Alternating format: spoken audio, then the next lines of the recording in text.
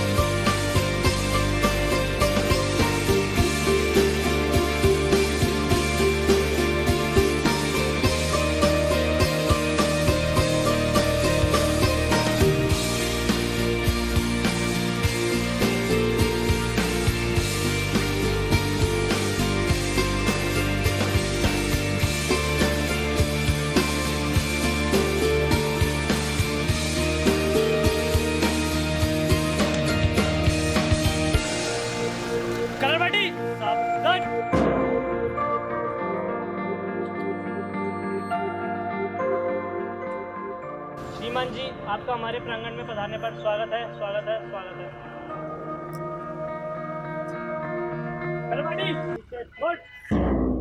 करवाटी, चल दो।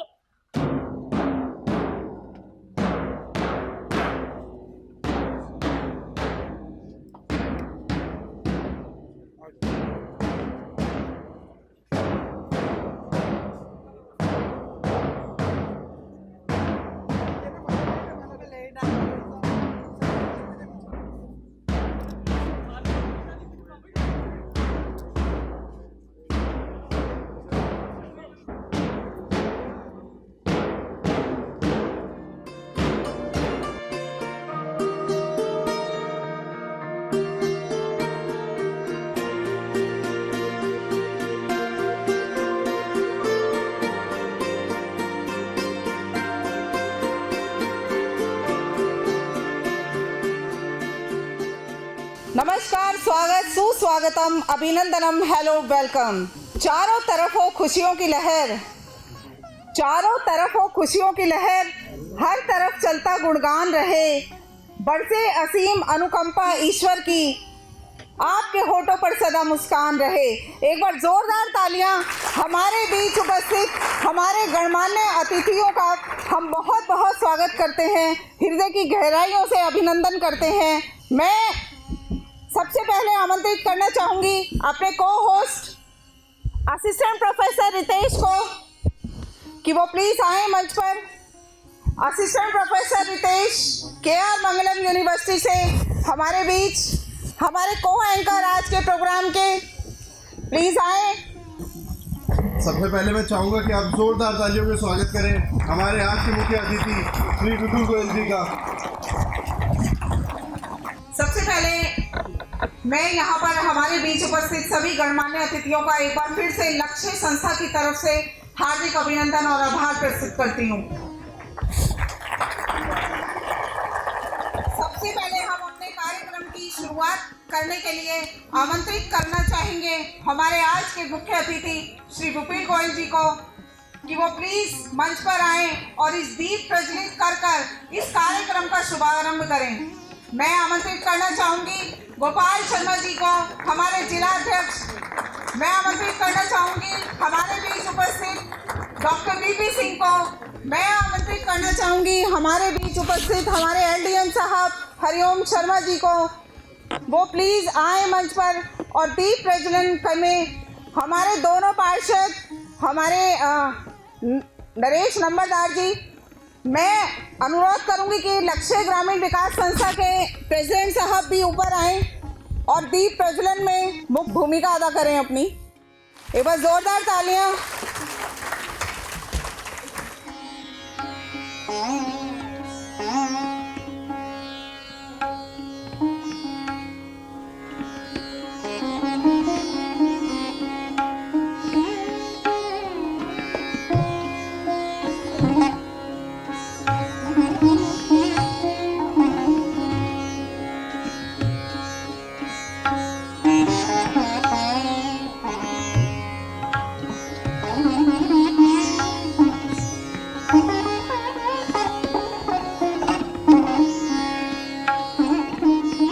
एक बार जोरदार तालियां।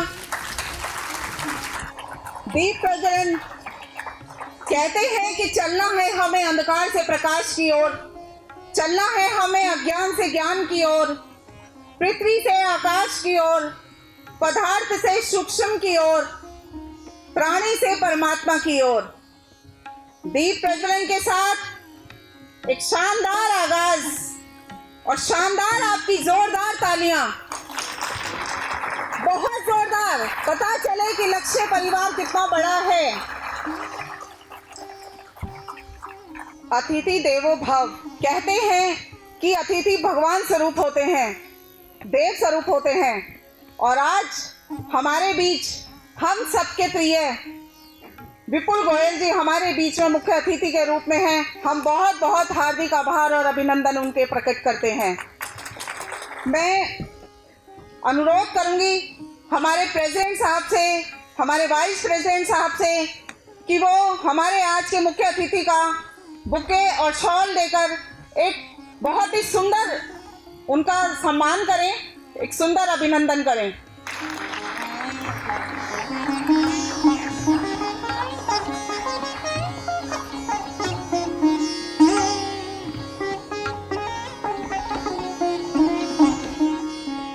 मैं अनुरोध करूंगी हमारे बीच उपस्थित हमारे जिलाध्यक्ष श्री गोपाल शर्मा जी का भी बुके देकर हमारी संस्था के अधिकारीगण एक बार पुनः अभिनंदन करें।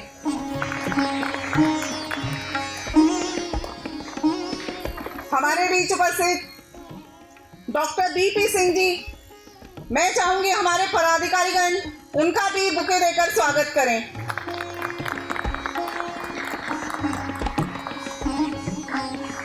Doctor BP Singh IEDS MSME development and facilitation office में असिस्टेंट डायरेक्टर हैं। सर आपका बहुत बहुत अभिनंदन, बहुत बहुत आभार आज आप यहाँ पर आए।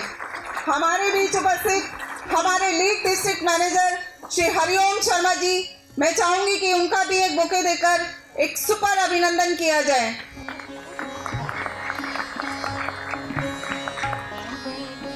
हमारे बीच उपस्थित हमारे नरेश नंबरदार जी, मैं चाहूंगी कि उनका भी एक बुके देकर स्वागत किया जाए। और दूसरे सुरजीत अधाना जी, एक बार जोरदार तालियां। तालियों की गड़गड़ाहट कम है। हमारे बीच हमारी महिला जिला अध्यक्षा, महिला मोर्चा की जिला अध्यक्षा श्रीमती राजबाला सरधाना जी है। मैं चाहूंगी कि एक बुके से उनका भी एक सुपर अभिनंदन किया जाए।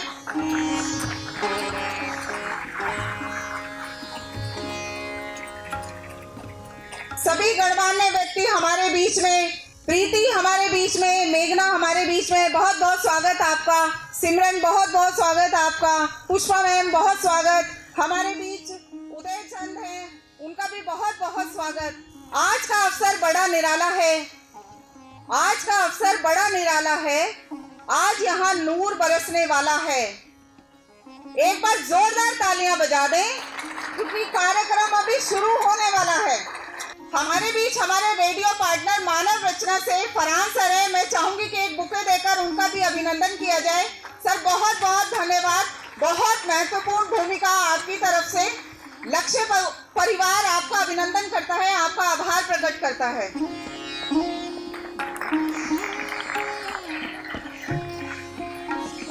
सबसे पहले मैं यहाँ पे एक बहुत ही संक्षिप्त एक विवरण अपनी संस्था के बारे में देना चाहूंगी। लक्ष्य ग्रामीण विकास संस्था पिछले 16 वर्षों से समाज के उत्थान के लिए काम कर रही है। संस्था मुख्य रूप से महिलाओं की स्थायी आजीविका और बच्चों की शिक्षा व सुरक्षा के लिए कार्य कर रही है।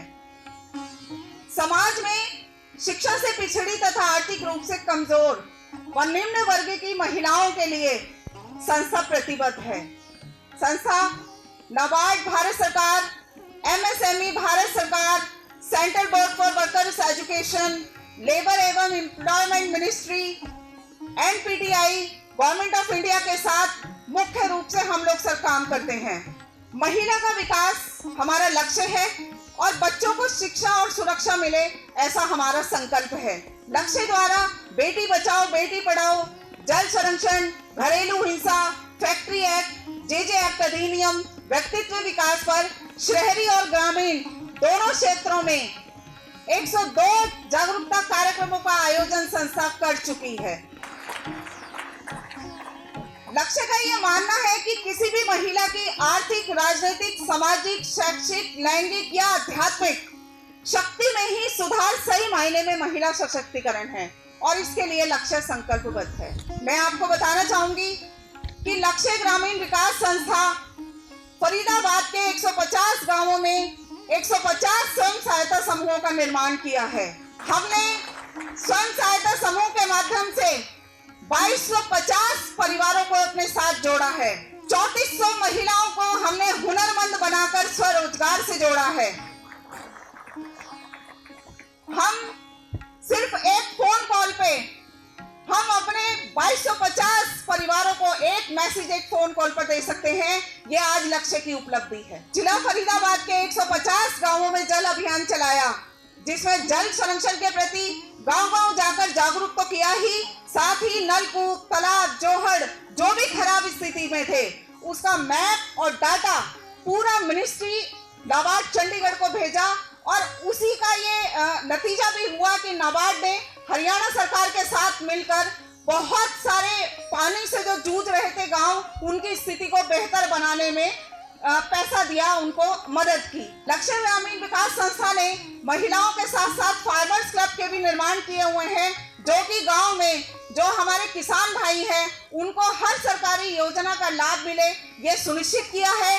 और इसके साथ ही उनको सिंचाई की नई नई तकनीकों की जानकारी, खेती के नए नए तरीकों की जानकारी, पॉली फार्मिंग की तकनीक को अपनाने पर जोर दिया है और जिससे कि नतीजा ये हुआ है कि अब फरीदाबाद के बहुत सारे गांव में पॉली फार्मिंग की जाती है, जिसका फायदा किसानों को निश्चित रूप से मिल रहा है। और ये कहीं ना कहीं ये हमारी सरकार की भी एक बहुत बड़ी उपलब्धि है कि हम जैसे कार्यकर्ताओं के माध्यम से हम सरकारी योजनाओं को जन जन तक पहुंचाने का काम कर रहे हैं और बहुत सारे हमारे किसान भाई, श्रमिक बहनें, उनको इसका लाभ भी मिल रहा है। ये भी सुनिश्चित हुआ है क्योंकि हम सब लोग जिसका इंतजार कर रहे हैं, बस वो घड़ी बिल्कुल नजदीक है, बिल्कुल पास है। मैं बुलाना चाहूंगी आज के इस प्रोग्राम को शुभारंभ करने के लिए हमें जो ब्लेसिंग देंगे हमारे चीफ गेस्ट विपुल गोयल जी। मैं आपको आमंत्रित करती हूँ। तोड़ना है हर पिंजरा, मैं आपके विषय में 2 लाइन कहना चाहती हूँ। तोड़ना है हर पिंजरा, मेरी उड़ान अभी बाकी है, मंजिले जमीन पर नहीं, अभी आसमान बाकी है। ऐसे सबके प्यारे विपुल गोयल जी, हम पलके बिछाकर आपका इंतजार कर रहे हैं। हमारी ईश्वर से अनुनय ये ऐसी प्रार्थना है कि आप आए और हम सबके बीच में फिर से हमें एक ऊर्जा प्रदान हो, जिससे कि फरीदाबाद का विकास हो। बहुत जोरदार तालियों के साथ स्वागत। आज यहाँ फरीदाबाद में लक्ष्य ग्रामीण संस्था से मुझे लग रहा है कि कितनी सारी बहनें जो आज इतनी संख्या में यहाँ पर हैं, किसी न किसी तरीके से जुड़ी हुई हैं। और गीता सिंह जी जो इनके बारे में अभी जो संस्था के बारे में इन्होंने बताया, क्योंकि मैं इनके कई कार्यक्रमों में पहले भी शिरकत की है, तो इसमें कोई अतिशयोक्ति नहीं है, इससे कुछ ज़्यादा ही काम किया होगा, क्योंकि जितना काम इन्होंने किया है वो शब्दों में वर्णन करना बड़ा मुश्किल है। तो आज आप लोगों की उपस्थिति भी बता रही है कि किस तरीके से समाज के आखिरी छोर पर बैठे हुए लोगों को संबल देकर उन लोगों को कोई ना कोई किसी कार्य में दक्ष करके पहली पंक्ति या अग्रणी पंक्ति में बिठाने का काम आज इस संस्था ने किया है। तो एक बार जोरदार तालियां गीता सिंह जी के लिए। और आज यहाँ जो एक नाट्य कार्यक्रम खजुराहो के शिल्पी, तो ये कार्यक्रम मित्रों में तो कहना चाहूँगा कि जो हमारा भारत है बहुत ही सुंदर देश है। यहाँ के पहाड़, यहाँ की नदियाँ, यहाँ के पर्वत और यहाँ का जो रेगिस्तान है, वो भी अपने आप में एक मिसाल है, एक बहुत ही खूबसूरती प्रदान करता है। तो उस सबको, इस धरोहर को लोगों तक पहुंचाने के लिए, उसकी सुंदरता को कायम रखने के लिए, उसको बढ़ाने के लिए हमारे ग्रामीण विकास मंत्रालय ने बहुत कोशिशें की हैं, बहुत सारे कार्यक्रम की शुरुआत की है।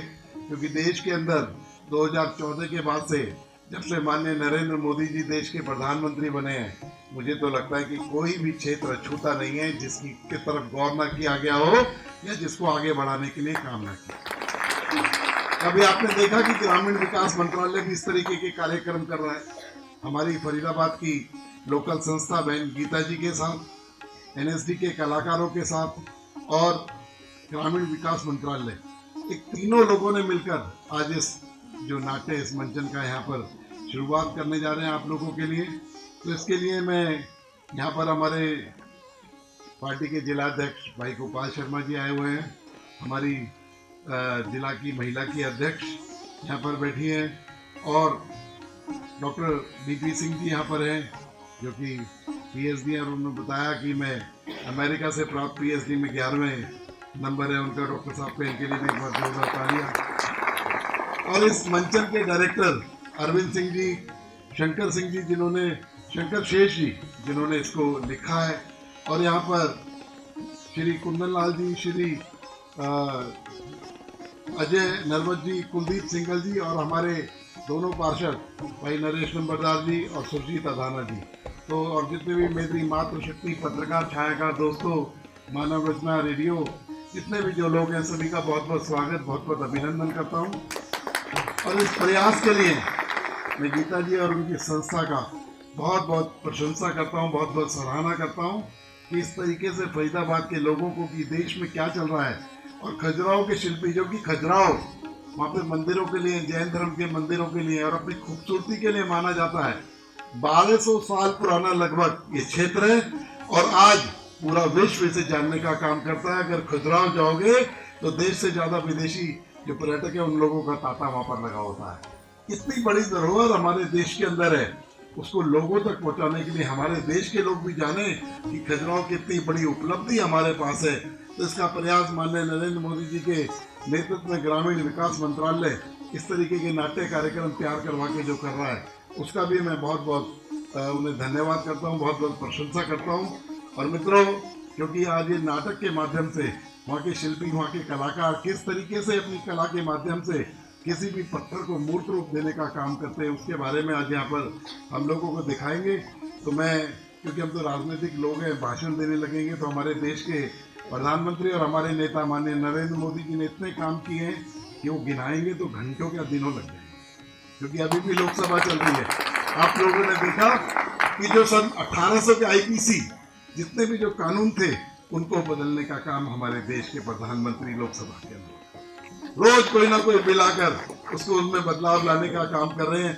और किस किस तरीके से, और आज आपने देखा तीनों प्रदेशों के अंदर भारतीय जनता पार्टी की सरकार बनी, और समाज जो कहते हैं ना, आखिरी पंक्ति में बैठे हुए कार्यकर्ता, सामान्य कार्यकर्ता को नेतृत्व देने का काम माननीय नरेंद्र मोदी जी ने किया। कोई सोच सकता था कि ये व्यक्ति भी मुख्यमंत्री बन सकते हैं?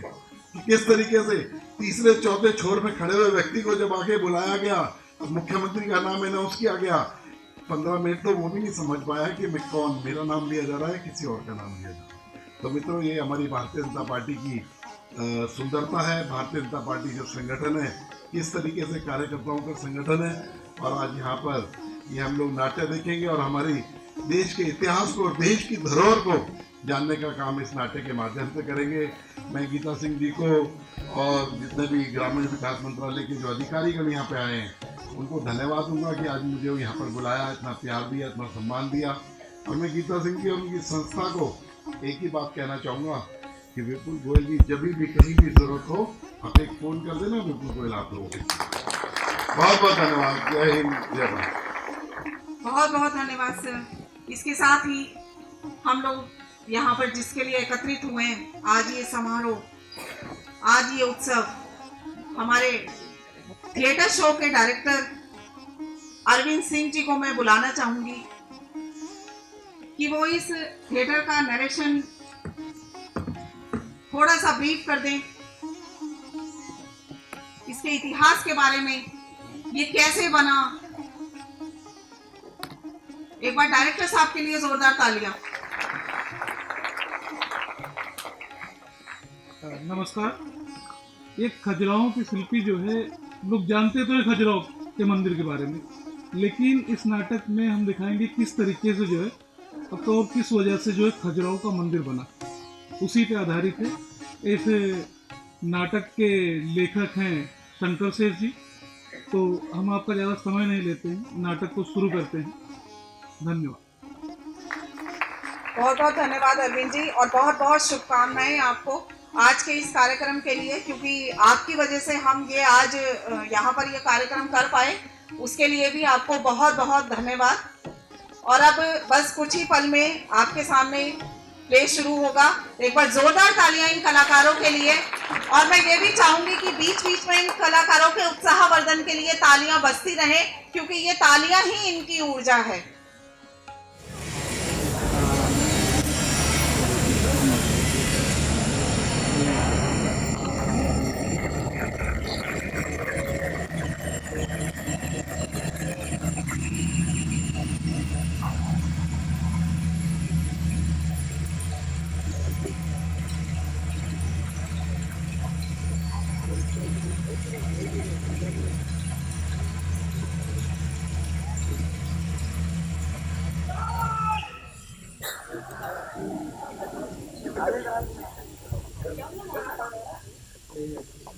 एक भयानक स्वप्न, एक विचित्र अनुभव। एक स्वप्न को लेकर इतनी चिंता, तो भी पराक्रमी महाराज यशोवर्मन को मैं तो किसी भयंकर घटना की कल्पना कर रही थी। घटना भयंकर ही है पुष्पा, हंसकर उसे टाला नहीं जा सकता। मुझे नहीं बताएंगे? मेरे स्वप्न में हेमवती आई थी। हेमवती हमारे वंश की अधिष्ठात्री? हाँ, वही। वो बहुत उदास थी, उसकी आंखें डबडबाई हुई, उसका स्वर कांप रहा था।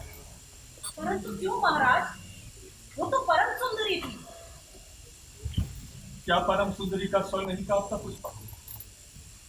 उसे हमारे वंश के संबंध में कुछ प्रकृति कृपा से अतरंग बताया। क्या इस कथा का भी कोई अतरंग है? हाँ पुष्पा, सत्य को भी समय की दूरी कथा बना देती। उसका करुण चेहरा याद आते ही मन व्याकुल हो उठता है। पर उदास होने का कारण महाराज? उनका वंश आज वैभव के शिखर पर है, आपकी कीर्ति दिग दिगांत तक फैली हुई है, और ये सब देखकर तो पूर्वज प्रसन्न होते हैं महाराज, उदास नहीं। वो व्यथा अकारण नहीं थी पुष्पा, कोई भी व्यथा अकारण नहीं होती। उसने मुझे बताया कि वो पुरुष चंद्रमा नहीं था। तब वो कौन था महाराज?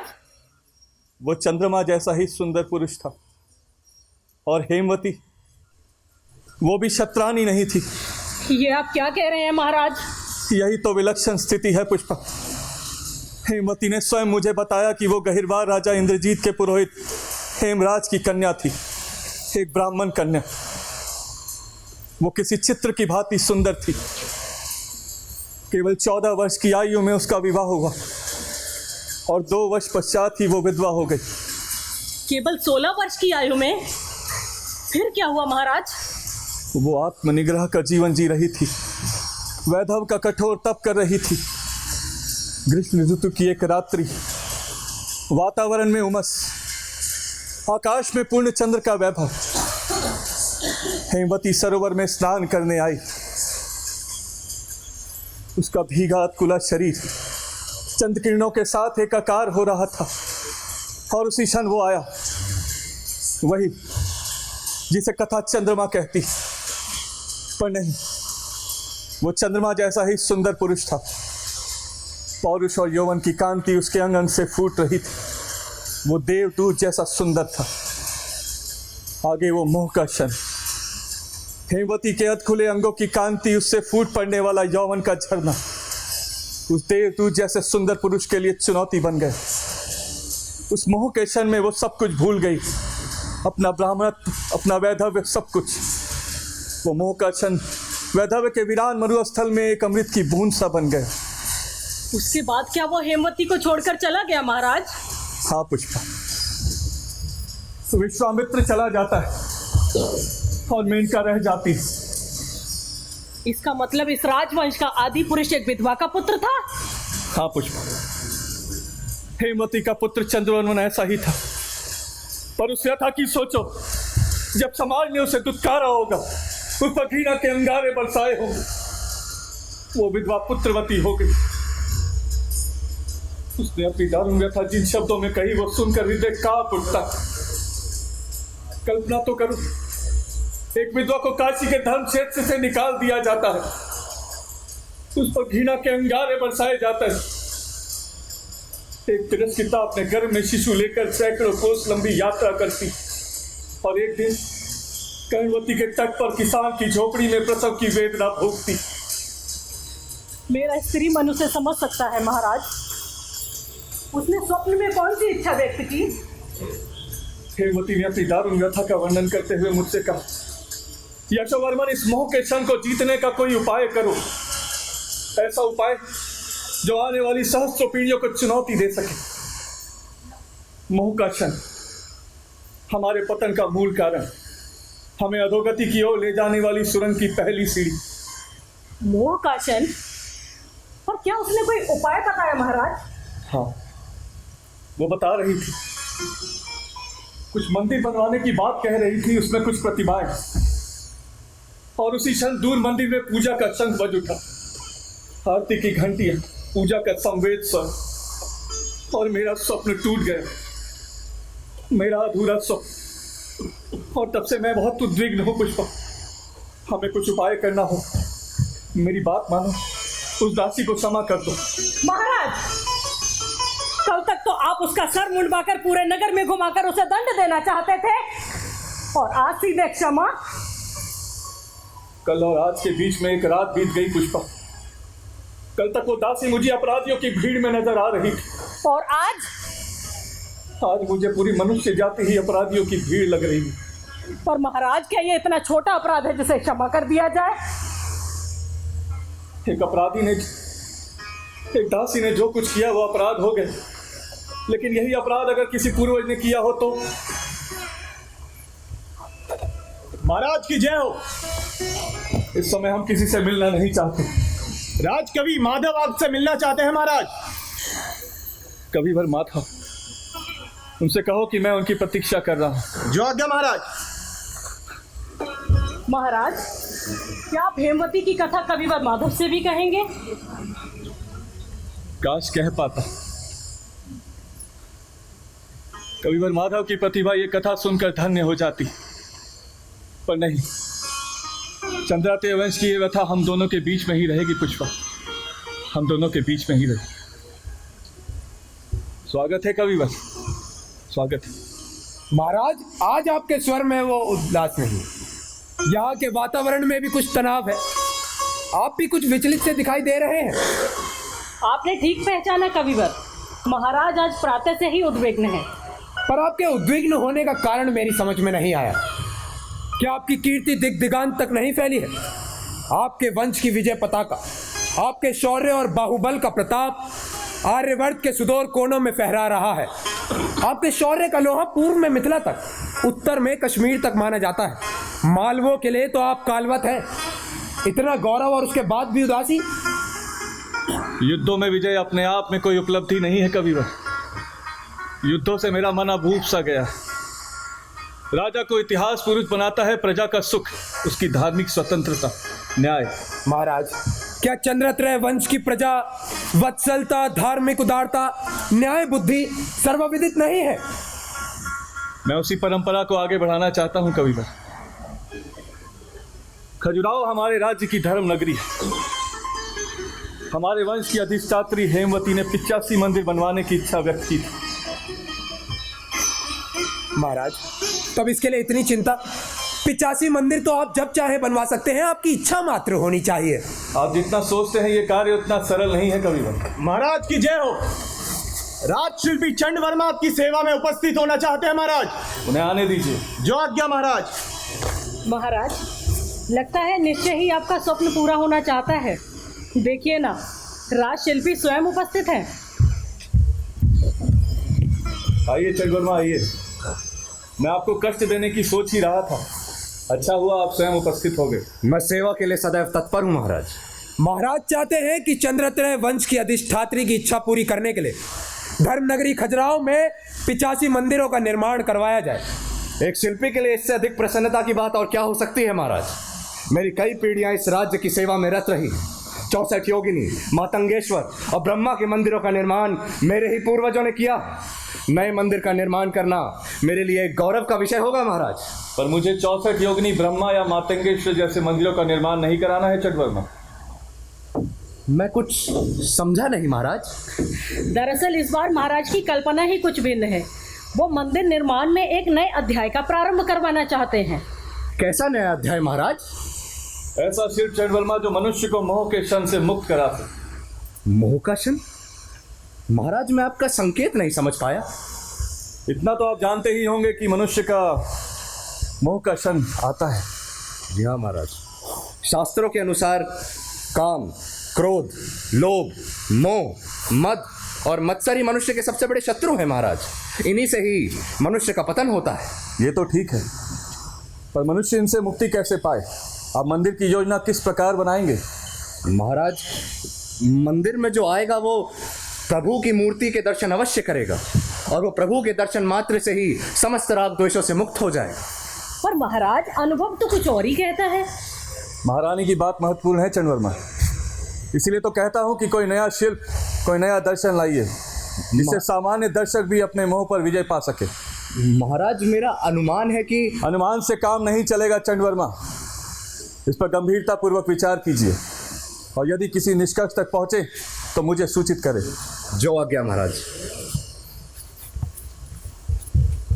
महाराज मैं इतने समय तक चुप था, कुछ नहीं बोला। पर क्या आपको लगता है चंद्रवर्मा जैसा कल्पनाहीन शिल्पी आपकी इच्छा पूरी कर सकेगा? मैं कविवर माधव की बात से पूरी तरह सहमत हूँ। मैंने कब कहा कि चंद्रमा महान शिल्पी है? उन्होंने आज तक जितनी भी योजनाएं प्रस्तुत की हैं उनमें से मुझे एक भी स्वीकार नहीं। फिर भी एक अवसर तो देना ही चाहिए। महाराज सच कहूँ तो आपके मोह के क्षण वाली बात का रहस्य मैं भी नहीं समझ पाया। लगता है आप मुझसे भी कुछ छिपा रहे हैं। नहीं कविवर, ऐसी कोई बात नहीं। महाराज कवि की दृष्टि आनंद पर चाहे देर से पड़ती हो पर व्यथा पर अविलंब जाती है। आपके चेहरे पर किसी व्यथा का स्पष्ट अभिलेख है। कविवर बात ही कुछ ऐसी है कि आपसे भी नहीं कह पाऊंगा और आप मुझ पर दबाव भी ना डालें। पर महाराज आप जब तक उसकी व्याख्या नहीं करेंगे तब तक कोई भी कलाकार उसे आकार नहीं दे सकेगा। कविवर मैं बस इतना कहना चाहता हूं कि ऐसे मंदिरों का निर्माण हो जो शिल्प कला की दृष्टि से अद्वितीय हो, जिसमें जीवन के प्रत्येक पहलू पूरी सप्रांतता से अंकित हो। अर्थ, धर्म, काम, मोक्ष सबकी एक साथ युति हो। ऐसी मूर्ति विद्यमान हो जो मनुष्य के मोह के सूत्र को तोड़ सके। महाराज आपकी बात सुनकर तो मुझे और भी विश्वास हो चला है कि चंद्रवर्मा कुछ नहीं कर पाएगा। तब फिर कैसा शिल्पी ढूंढना होगा कविवर? ऐसा शिल्पी ढूंढना होगा महारानी जो कवि हो, जिसे पत्थर की आत्मा का बोध हो। ऐसा शिल्पी जो दार्शनिक भी हो, जो संसार के गति चक्र से आत्मा को निकालकर उसे निसंग भाव तक पहुंचा दे। ऐसा शिल्पी जिसके मन के आंगन में जीवन अपने सभी रूपों में क्रीड़ा करता हो। पर ऐसा शिल्पी मिलेगा कहाँ कविवर? ऐसा शिल्पी अवश्य मिलेगा महाराज। तो ऐसा शिल्पी ढूंढ निकालिए, उसके लिए चाहे मुझे अपना सर्वस्व ही क्यों ना देना पड़े। देखा महाराज, कविवर माधव के कल्पनाशील मन ने ऐसे शिल्पी की कल्पना भी कर डाली। मैं अब आपसे विदा लेता हूँ महाराज, और आपको वचन देता हूँ कि तभी लौटूंगा जब मेरी कल्पना का शिल्पी मेरे साथ होगा। माधव भी चला गया, कहीं वो ना लौटा तो? कविवर माधव अवश्य लौटेंगे महाराज, और उनके साथ होगा शिल्पी, एक ऐसा शिल्पी जो पत्थर की आत्मा को पहचानता हो। महाराज की जय हो। राजकुमारी अलका आपके दर्शन करना चाहती है महाराज। उनसे कहिए हम दोनों उनकी प्रतीक्षा कर रहे हैं। जो आज्ञा महाराज। महाराज आपने अलका को कभी ध्यान से देखा है? अब वो छोटी नहीं रही, युवती हो गई है। आपको उसके विवाह की चिंता करनी चाहिए। पुष्पा तुम्हें नहीं लगता कि अनेक राजकुमार इसी चिंता में धुले जा रहे होंगे कि उन्हें राजकुमारी अलका कैसे मिले। महाराज, आप कभी मेरी बातों को गंभीरता से नहीं लेते। आपको अपने राज्य की सीमाएं बढ़ाने से ही अवकाश नहीं मिलता। परंतु कुछ भी हो, हमें उसके विवाह की चिंता तो करनी होगी ना। सच कहूं पुष्पा, अलका के सौंदर्य के वरण की पात्रता मुझे किसी राजकुमार में नहीं दिखती। मैं अलका को किसी राह चलते को तो नहीं सौंप सकता। प्रणाम पिताजी। प्रणाम माताजी। आयुष्मत बेटी, अभी हम दोनों तुम्हारी ही चर्चा कर रहे थे। तुम्हारी माँ चाहती है कि तुम्हारी शादी जल्द ही हो। क्यों, आप नहीं चाहते? मैं भी चाहता हूँ तुम्हारा स्वयंवर जल्द ही किया जाए।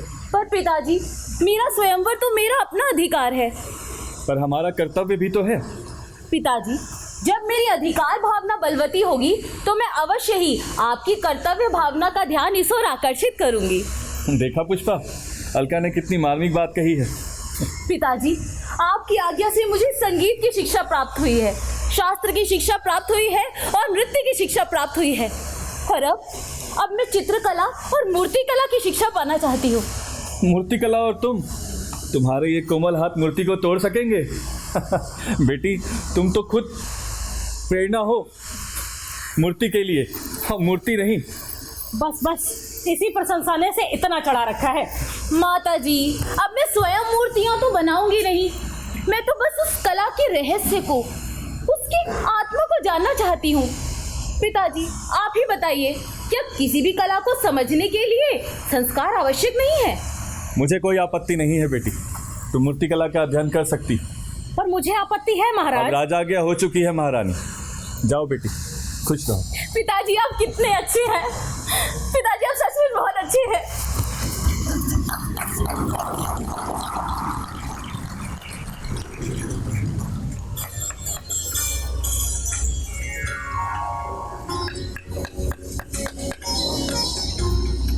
अब मुझे जाने दो शिल्पराज। क्यों, थक गई? नहीं, थकूंगी क्यों? पर देखो ना, कितनी रात हो गई है। मेरी प्रतीक्षा हो रही होगी। स्त्री होने के साथ साथ मैं राजकुमारी भी तो हूँ। थोड़ी देर और रुको। देखो ना, मैं इस प्रतिमा की आंखें बना रहा हूँ। इसकी आंखों में भी ठीक वही कातरता होगी जो तुम्हारी आंखों में। तुम पत्थर में मनुष्य की व्यथा कहाँ से ढूंढ लेते हो? पत्थर में मनुष्य की व्यथा नहीं होती अलका, व्यथा तो मनुष्य के अंदर ही होती है। मनुष्य केवल अपनी व्यथा का चितेरा होता है। तुम इसकी आंखों में इतना कातर भाव क्यों बना रहे हो? ये प्रतीक्षा में उसकी जो आने को कह गया। प्रतीक्षा, समय बीत रहा है, इसे कहीं जाना है, लोग इसे ढूंढ रहे होंगे। तुम्हारी आंखों में भी तो ठीक यही कातरता है। शिल्पराज, हमारा राजकवि माधव गुर्जर प्रदेश गया है एक शिल्पी की तलाश में। कैसा शिल्पी? एक ऐसा शिल्पी जो मोह के क्षण को अंकित कर सके। माधव बेचारा 4 महीने से दर दर भटक रहा है, पर अब मैं ये सोचती हूँ कि उसे इतनी दूर जाने की क्या आवश्यकता थी। भटकना अच्छा होता है अलका। यायावरी तो मेरी भी चर्या रही है। कई वर्षों से भटक रहा हूँ। कश्मीर से कन्याकुमारी, द्वारका से कोणार्क, भारतीय शिल्प के सभी तीर्थ देखे। तो क्या तुम इसी प्रकार भटकते रहोगे? हाँ अलका, जब तक मेरा स्वप्न पूरा नहीं हो जाता तब तक बस इसी तरह। क्या है तुम्हारा स्वप्न? मेरा स्वप्न, मैं एक ऐसे शिल्प संसार की रचना करना चाहता हूँ, ऐसा शिल्प विश्व जिसमें जीवन का कोई पहलू ना छूटे, जिसे देखने के बाद प्रत्येक दर्शक को ये लगे कि वो संसार के भीतर और संसार के बाहर एक साथ परिक्रमा कर रहा है। और तुम चाहते हो कि प्रत्येक व्यक्ति तुम्हारे संसार में कहीं खो जाए? हाँ अलका, मैं खो जाऊं, तुम खो जाओ, हम सब खो जाएं। खो जाने में ही तो पाना है। ओहो, देखो अलका, तुम फिर बातों में लग गई। तुम्हें इस प्रतिमा की आंखों की बिल्कुल चिंता नहीं है। अब चलो उसी भाव मुद्रा में तो आ जाओ। वो विलक्षण शिल्पी यही रहता है ना? हाँ कविवर। ये तो कविराज माधव की आवाज है। तो जाओ, उसे सूचना दो कि हम उससे मिलना चाहते हैं। क्षमा करे कविवर, मैं भीतर नहीं जाऊंगा, मुझे डर लगता है। क्यों? आप नहीं जानते कविवर, वह बहुत भयावह आदमी है। एक दिन मैंने उसकी एक बाह में डरावना सर्प और दूसरी बाह में स्त्री को देखा था। नहीं कविवर, मुझे आप ही दया कर डराएं। मैं अंदर जाके छुपती हूँ, वो मुझे यहाँ देखकर न जाने कौन सा अर्थ लगाएगा। नहीं अलका, यदि माधव सच्चा कवि होगा तो ऐसा अर्थ नहीं लगाएगा। नहीं नहीं, अभी तो मुझे छिपने दो। जैसी तुम्हारी इच्छा। द्वार तो खुला है, भीतर आ जाइए।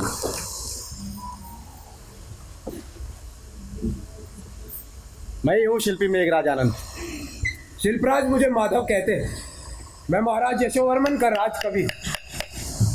मैं आपके काव्य से परिचित हूँ, बड़ी प्रसन्नता हुई आपसे मिलकर। प्रचलित तो मैं भी हूँ और आतंकित भी हो गया। क्या ये सच है कि आपकी एक बाह में स्त्री का धधकता यौवन और दूसरी बाह में भयानक सर्प, एक साथ श्रृंगार और मृत्यु का ऐसा अनुभव, ये आपके लिए संभव कैसे हो पाया शिल्पराज? सब संभव हो जाता है माधव, सब संभव हो जाता है। ये सच है कि मैं स्त्री के आलिंगन सुख और सर्प दंश के भय, इन दोनों से मुक्त हूँ। यही तो मेरी कला की साधना है। सच कहूँ तो अब भी नहीं समझ पाया। सुख और दुख के प्रति इतनी स्थित प्रज्ञ भावना रखकर भी आपने इन कृतियों का निर्माण कैसे कर लिया? क्या कला के लिए प्रत्येक वस्तु में, प्रत्येक अनुभव में डूबना आवश्यक नहीं है? मैं कहाँ कहता हूँ कि डूबना आवश्यक नहीं है। लगता है जो भी कह रहे हैं उस पर विश्वास करना ही पड़ेगा। आपने जिस तन्मयता से इस शिव मूर्ति का निर्माण किया है, उतनी ही तन्मयता से काम क्रीड़ा में रत इस प्रेमी युगल का। शिल्पराज, आपकी इन प्रतिमाओं को देखकर लगता है कि मेरा भटकना अब समाप्त होगा। भटकना? मैं आपका अर्थ नहीं समझा। हाँ, मैं भटक रहा था एक महान शिल्पी की खोज में। मैं कहाँ नहीं गया, शिल्प तीर्थ उत्कल प्रदेश गया, दक्षिण के शिल्पियों से मिला, और तो और गुर्जर प्रदेश गया, केवल एक महान शिल्पी की खोज में। वहाँ पता चला कि आप किसी यात्रा पर हैं। वैसे मैं एक स्थान पर नहीं टिकता, लेकिन यहाँ का स्थान मुझे अच्छा लगा। यहाँ के पत्थर मूर्ति कला के लिए बहुत अच्छे हैं और यहाँ का प्राकृतिक दृश्य भी बहुत मनोरम है कवि। अब ये देखिए, इस वातावरण से दिखाई देने वाला शिव सागर। और शिल्पराज, मेरा एक प्रस्ताव है। प्रस्ताव? इस प्रदेश के राजा यशोवर्मन एक मंदिर बनवाना चाहते हैं। लेकिन कहाँ? यही खजुराहो में। लेकिन इस वंश के राजा तो पहले भी अनेक मंदिर बनवा चुके हैं कवि। शिल्पी वो बैकुंठेश्वर नाथ का मंदिर बनवाना चाहते हैं और उसका निर्माण जल्द ही प्रारंभ करना चाहते हैं। कहीं महाराज यशोवर्मन का विचार 64 योगिनी और मातंगेश्वर जैसे सीधे साधे मंदिर बनवाने का तो नहीं? तो मैं अपनी बात साफ साफ कह देना चाहता हूँ कवि। कहिए ना। मैं वैसा मंदिर नहीं बना सकूंगा, मेरा शिल्प संतुष्ट नहीं होगा। ये आपसे किसने कहा? स्वयं राजा भी ऐसे मंदिर नहीं बनवाना चाहते। तब उनकी कल्पना क्या है?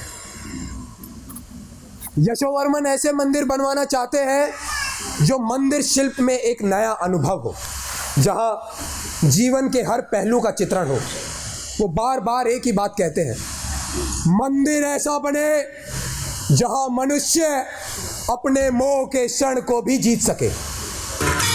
शिल्पी, यशोवर्मन के मन में कोई ऐसी व्यथा है जिसे वो बताना नहीं चाहते। बस बार बार एक ही बात कहते हैं, मोह का क्षण। मोह का क्षण? उसका स्मरण मत दिलाओ कभी, उसका स्मरण मत दिलाओ। वो क्षण मनुष्य के पतन की पहली फिसलन, उसका स्मरण मत दिलाओ कभी। शिल्पी, ये एकाएक आपको क्या हो गया? आप तो एकदम। कविवर, आपने अनजाने में उस घाव की पपड़ी को खरोच दिया है जिसके नीचे व्यथा ज्वालामुखी के लावे जैसे उबल रही है। मैंने तो केवल यशोवर्मन के मन की बात कही थी। इसी मोह के क्षण ने तो मेरा जीवन दुख से भर दिया है। आज तक ये पीड़ा मेरे मन को घेरती है। क्या है वो पीड़ा? उसे सुनकर तुम क्या करोगे? कवि क्या करता है शिल्पी? काव्य रचना करता है। तो मैं भी काव्य रचना ही करूंगा, दूसरों की व्यथा पर। कविता के स्तर पर व्यथा का जाति भेद समाप्त हो जाता है शिल्पी। लेकिन मेरी व्यथा तो ऐसी है जिसे सुनकर तुम्हें घृणा होगी। कविता में घृणा के लिए कोई स्थान नहीं है। कविता तो मानवीय महत्व की उपासना की सबसे बड़ी आरती है।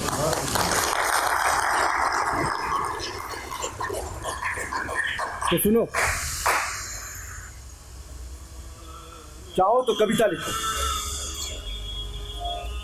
मेरे आचार्य थे अत्यंत वृद्ध, ऐसी वृद्धावस्था जिसमें मनुष्य को संन्यास ले लेना चाहिए। लेकिन उन्होंने विवाह किया, वो भी एक षोडशी से। अलभ्य सौंदर्य, यौवन का पहाड़ी झरना, उसे वृद्धावस्था का रेतीला झज्झर बाद रोकना चाहता था कभी।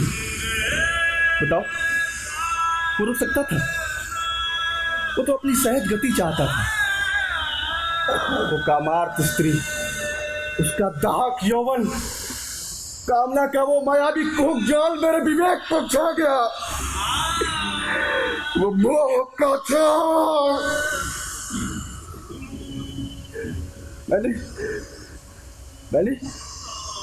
मैंने अपने आचार्य के साथ प्रताड़ना की कभी नहीं।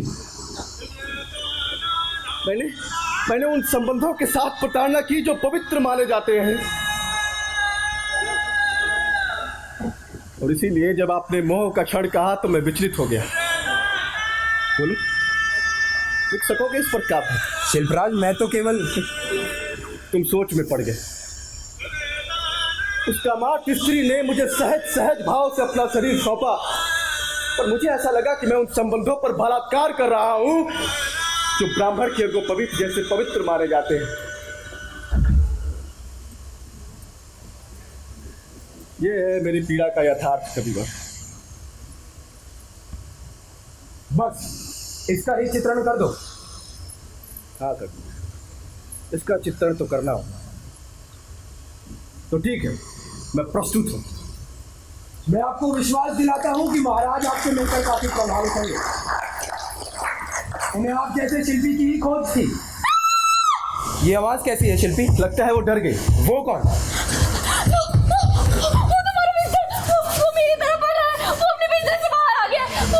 वो कुछ नहीं करेगा अलका, मैं उसे अभी पिंजरे में बंद करके आता हूं। तब तक तुम माधव से बात करो। आप यहाँ? हाँ। इतनी रात को इस एकांत में?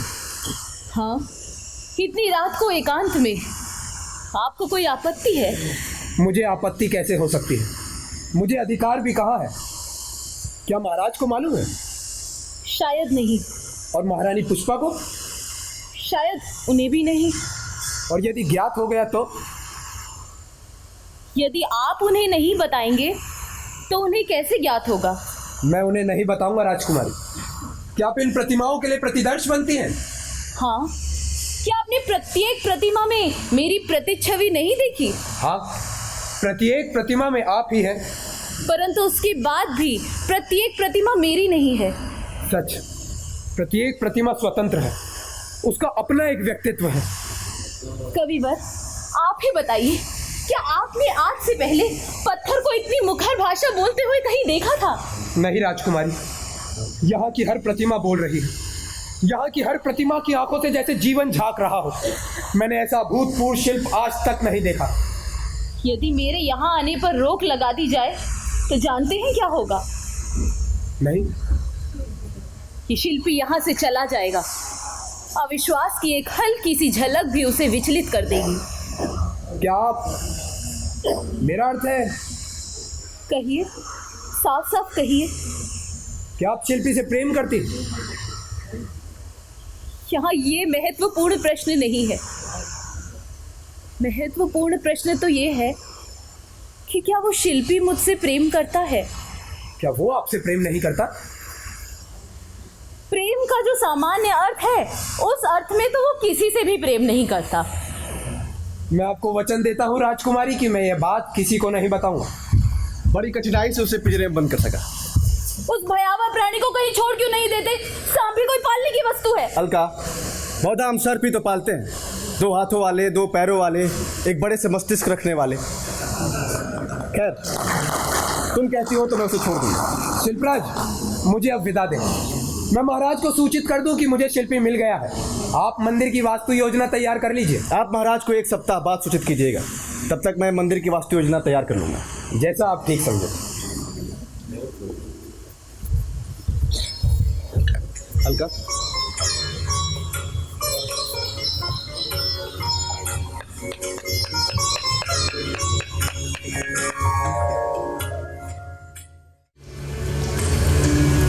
हाँ तो बताइए अपनी योजना। मैंने जो बात कही थी उसका तो ध्यान रखा है ना आपने? जी हाँ महाराज, ये है बैकुंठेश्वर नाथ मंदिर की योजना। ये है उसका वास्तु विस्तार और ये है उसकी पूर्ण कल्पना। मंदिर बनने के बाद कुछ ऐसा दिखाई देगा।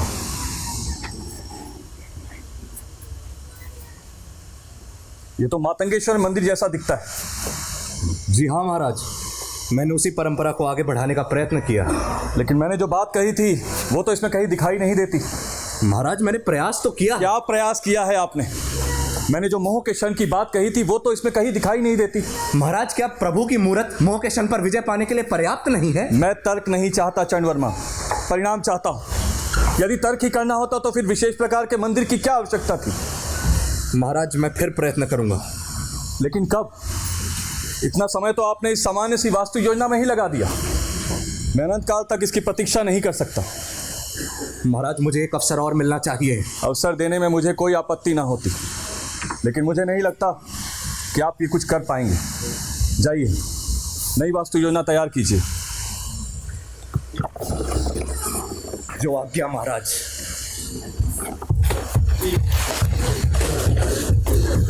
महाराज की जय हो। राजकवि माधव आपसे मिलना चाहते हैं महाराज। कविवर माधव आ गए, इसका मतलब है उन्हें शिल्पी भी मिल गया। उन्हें आने दीजिए। जो आज्ञा महाराज। स्वागत है कविवर, आप आ गए। आपको शिल्पी मिल गया? महाराज शिल्पी ना मिलता तो आपकी सेवा में उपस्थित कैसे मिलता? आप उसे साथ क्यों नहीं लाए? वो आ ही रहा है महाराज, मंदिर की पूरी वास्तु योजना के साथ आ रहा है। मोह का क्षण उसके जीवन की व्यथा है। क्या है उसके जीवन की व्यथा? क्या उसके जीवन में भी कोई मोह का क्षण आया था? हाँ महाराज, पर बताऊंगा नहीं। आपने भी अपनी बात मुझे कहाँ बताई थी?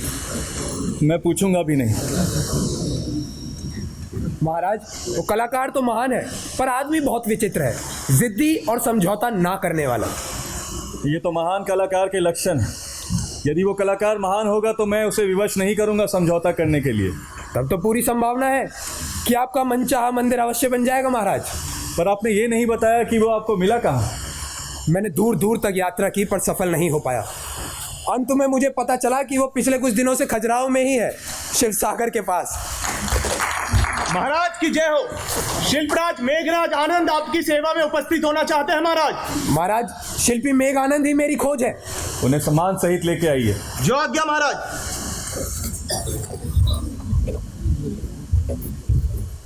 स्वागत है शिल्पी। मुझे अभी ज्ञात हुआ कि आप पिछले कुछ दिनों से खजुराहो में ही थे। जी हाँ महाराज। महाराज शिल्पी ने मंदिर की वास्तु योजना भी तैयार कर ली है। इतनी जल्दी? जी महाराज। महाराज ये रही वैकुंठेश्वरनाथ मंदिर की वास्तु योजना। ये है पावन शिव सागर। मैं इसके समीप ही मंदिर बनाना चाहता हूँ महाराज। और ये है मंदिर का मुख्य योजना। ये है गर्भगृह और ये है महामंडप। महाराज अर्धमंडप की छत कुछ इस प्रकार होगी। महाराज अब इन दृश्यों को देखिए। यह है मिथुन मूर्तियाँ। मैंने कामार्थ मनुष्य के किसी भी चेष्टा को नहीं छोड़ा है। मैं उन दृश्यों का अंकन करूंगा जिसे मनुष्य निजी जीवन में तो जीता है, लेकिन बाहर जिनका विरोध करता है।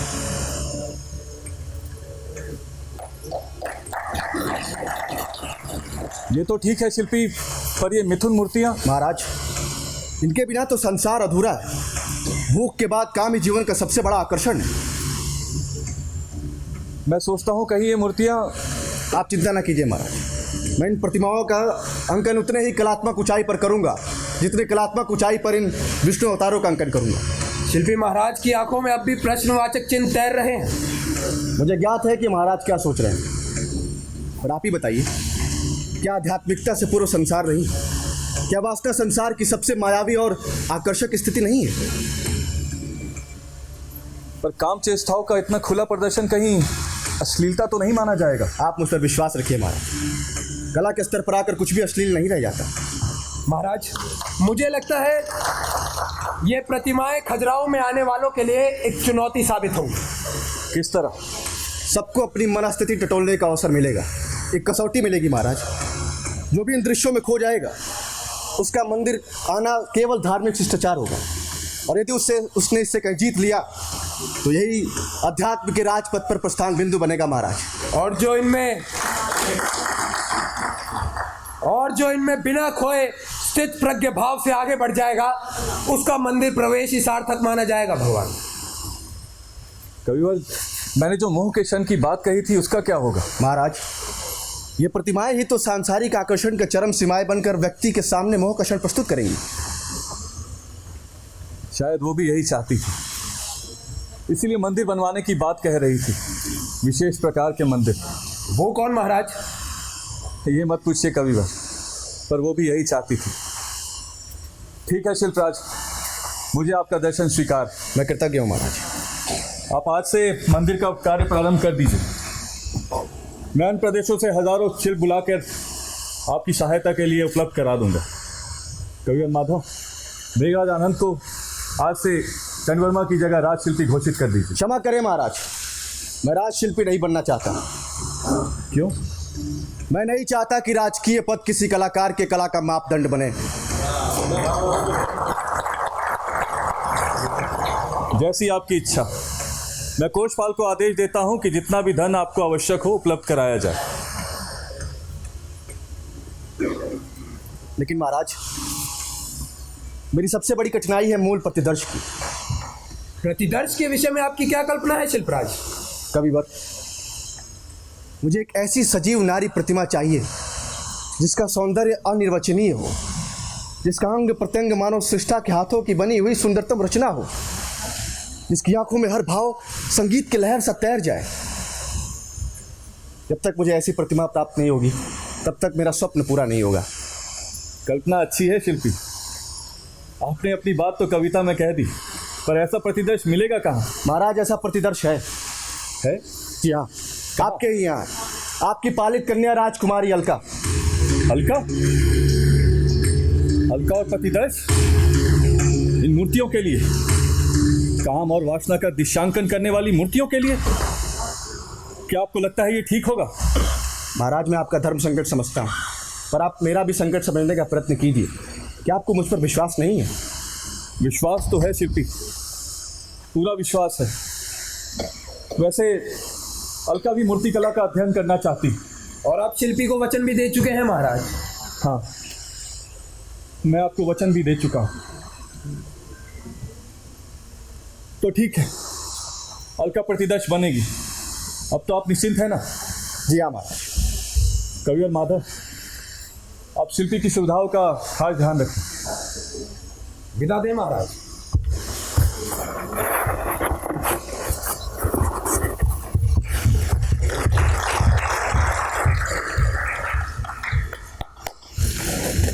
महाराज की जय हो।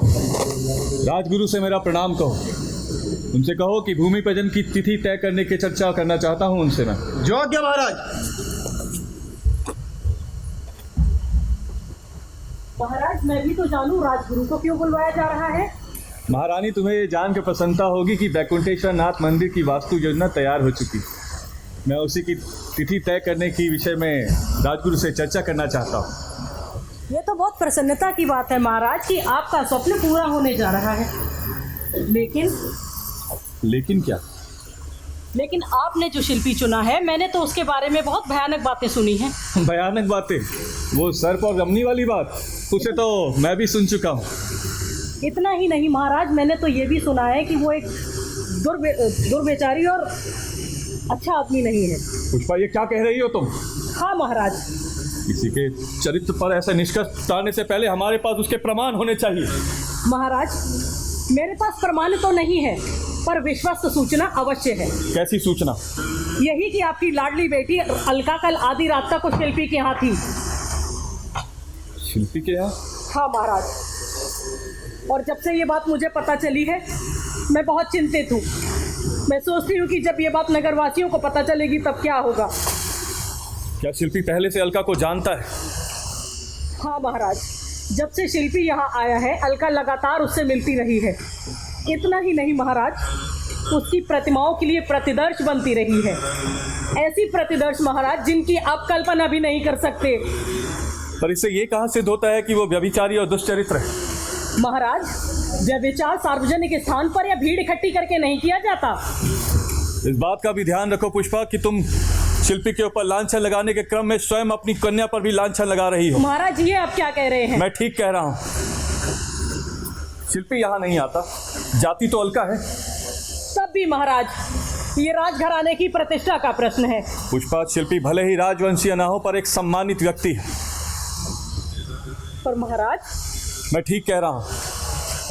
शिल्पी जैसा विदेह व्यक्ति पूरे संसार में नहीं। क्यों ना अलका से ही पूछ लिया जाए। महाराज की जय हो। द्वारपाल, राजकुमारी अलका से कहो हमने उन्हें याद किया। जो आज्ञा महाराज। पुष्पा, मैं तुम्हें एक बात बताना चाहता हूँ। मैं शिल्पी को एक वचन दे चुका हूँ। कैसा वचन महाराज? शिल्पी अलका को प्रतिदर्श के रूप में चाहता था और मैंने उसे हाँ कह दिया। ये आपने क्या किया महाराज? बस आपकी यही बात मेरी शंका की पुष्टि करती है। प्रणाम पिताजी। प्रणाम माताजी। आयुष्मती बेटी, क्या कर रही थी? पिताजी, राग पुनिया धनाश्री में एक रचना तैयार कर रही थी। माताजी, क्या आप मुझसे अप्रसन्न हैं? अलका, मुझे एक बात बताओ, क्या तुम कल मध्य रात्रि शिल्पी के यहाँ थी? जी हाँ। क्या ये भी सच है कि जब से शिल्पी यहाँ आया है तुम चुपके चुपके उससे मिलती रही हो? जाती रही हूँ पर चुपचाप नहीं। तब तुमने इसकी सूचना अपनी माँ को क्यों नहीं दी? पिताजी, उसकी आवश्यकता ही कहाँ थी? आपने ही तो मुझे अनुमति दी थी मूर्तिकला सीखने की, माताजी के सामने। ठीक, मुझे स्मरण है, तुम्हारी माँ भी वहाँ थी। जी, अब आप ही बताइए, मैं मूर्तिकला किससे सीखती? उस चंडवर्मा से? उसकी तो बुद्धि स्वयं मूर्ति की तरह जड़ है, कला की तरह सजीव नहीं। पर अलका, तुम जिन मुद्राओं में उस शिल्पी के सामने बैठती हो, क्या वो उचित है? वो भी ऐसे व्यक्ति के सामने जिसके बारे में कथाएं प्रचलित हो रही हो। माताजी, मैंने आपके प्रत्येक प्रश्न का उत्तर बिना छिपाए दिया है, परंतु अब आप बताइए कि आपसे ये सारी कथाएं किसने कही हैं? क्या कविराज माधव ने? नहीं। तो फिर किसने कही? पुष्पा, तुम्हें भी अब सत्य ही कहना चाहिए। महाराज, ये बातें मुझे आप ही के राज शिल्पी चंडवर्मा ने बताई हैं। तब ठीक है, ईर्ष्या ही ऐसी बातों को जन्म दे सकती है। अलका, मुझे एक बात साफ साफ बताओ, क्या तुमने शिल्पी की आंखों में कभी विकार देखा? पिताजी, उसकी तो आंखें ही विचित्र हैं। उसकी आंखों में देखने पर लगता है जैसे प्रयाग संगम के दर्शन हो रहे हों। उसकी चरित्र पर लांछन लगाना वैसा ही है जैसे अग्नि को अपावन कहना। देखा पुष्पा, मेरा अनुमान कितना सही था। मैं शिल्पी के ऊपर लगे लांछनों पर तब तक विश्वास नहीं करूंगा जब तक वो स्वयं मेरी धारणा को झुठला ना दे। महाराज, उस शिल्पी को लेकर मेरी कोई द्वेष भावना नहीं है। मैं तो ये आपको बताने की कोशिश कर रही थी कि लोग क्या कहेंगे। लोग भावना से डर कर सत्य से भागा नहीं जा सकता। अलका, तुम कह रही थी तुमने कोई नई रचना तैयार की है। जी पिताजी। क्या हम उसको सुनने के अधिकारी नहीं है? पिताजी, संगीत का आपसे बढ़कर अधिकारी और कौन हो सकता है?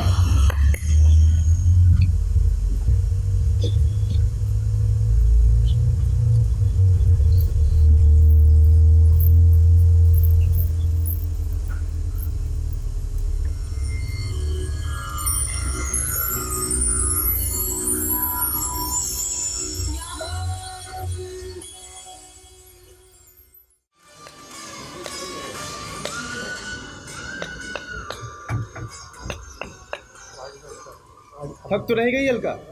नहीं तो। तुम कभी अपनी हार नहीं मानोगी। अब इस प्रतिभा में थोड़ा सा काम रह गया। जानती हो इसके पत्र की भाषा क्या है? इसके पत्र की भाषा भी वही होगी जो सहस्त्रों प्रेयसियों के पत्रों की होती है। शायद वसंत के आगमन और मन की बढ़ती व्यथा का वर्णन हो, या चंद्रमा के द्वारा चांदनी के बजाय आग बरसाए जाने का वर्णन हो। रात को प्रतीक्षा और नींद न आने की बात तो होगी ही। कितना ठीक पहचाना है तुम। यही है इसके पत्र की भाषा। किसके अंतरंग के भाव किसके चेहरे पर इतने सजीव रूप से प्रस्तुत हुए हैं कि मैं तो इसका पत्र पढ़े बिना ही इसकी भाषा समझ गई। अच्छी लग रही है तुम्हें ये प्रतिभा? हाँ शिल्पी, ये संभवतः मुझसे भी अधिक सुंदर है, भाव प्रवण और सजीव है। ये हमेशा ऐसे ही पत्र लिखती रहेगी विरह व्यथा को।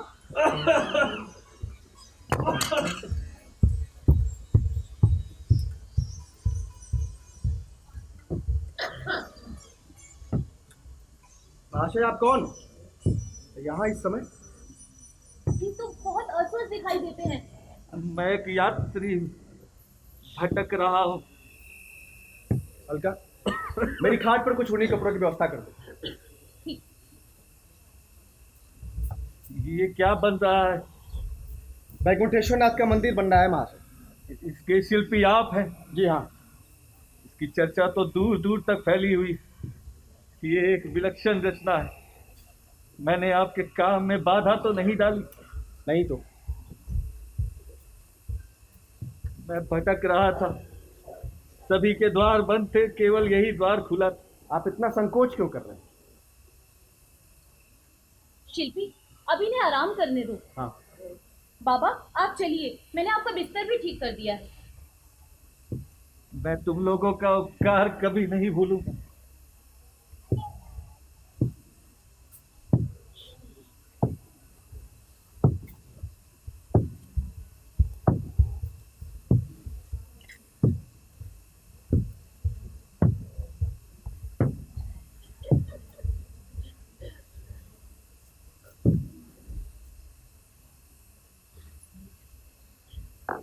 शिल्पी, क्या विश्राम नहीं करोगे?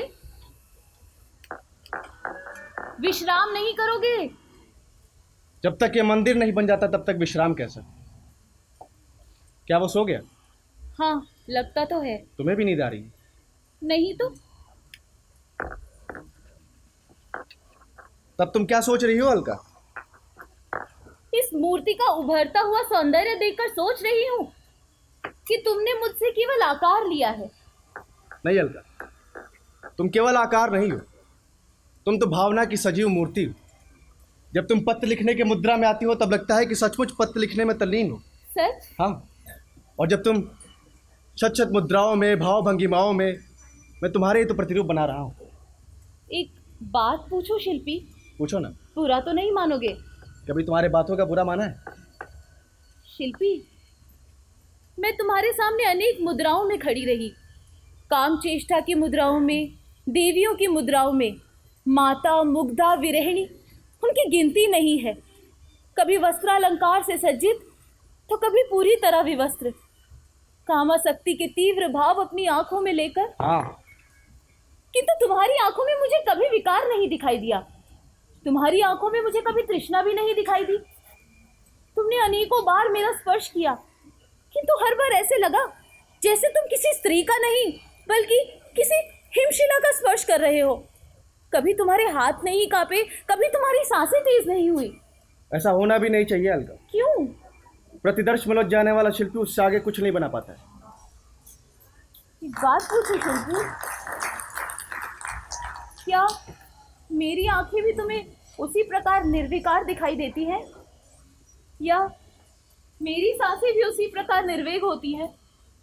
क्या मेरा स्पर्श भी उतना ही जड़ और निर्जीव होता है?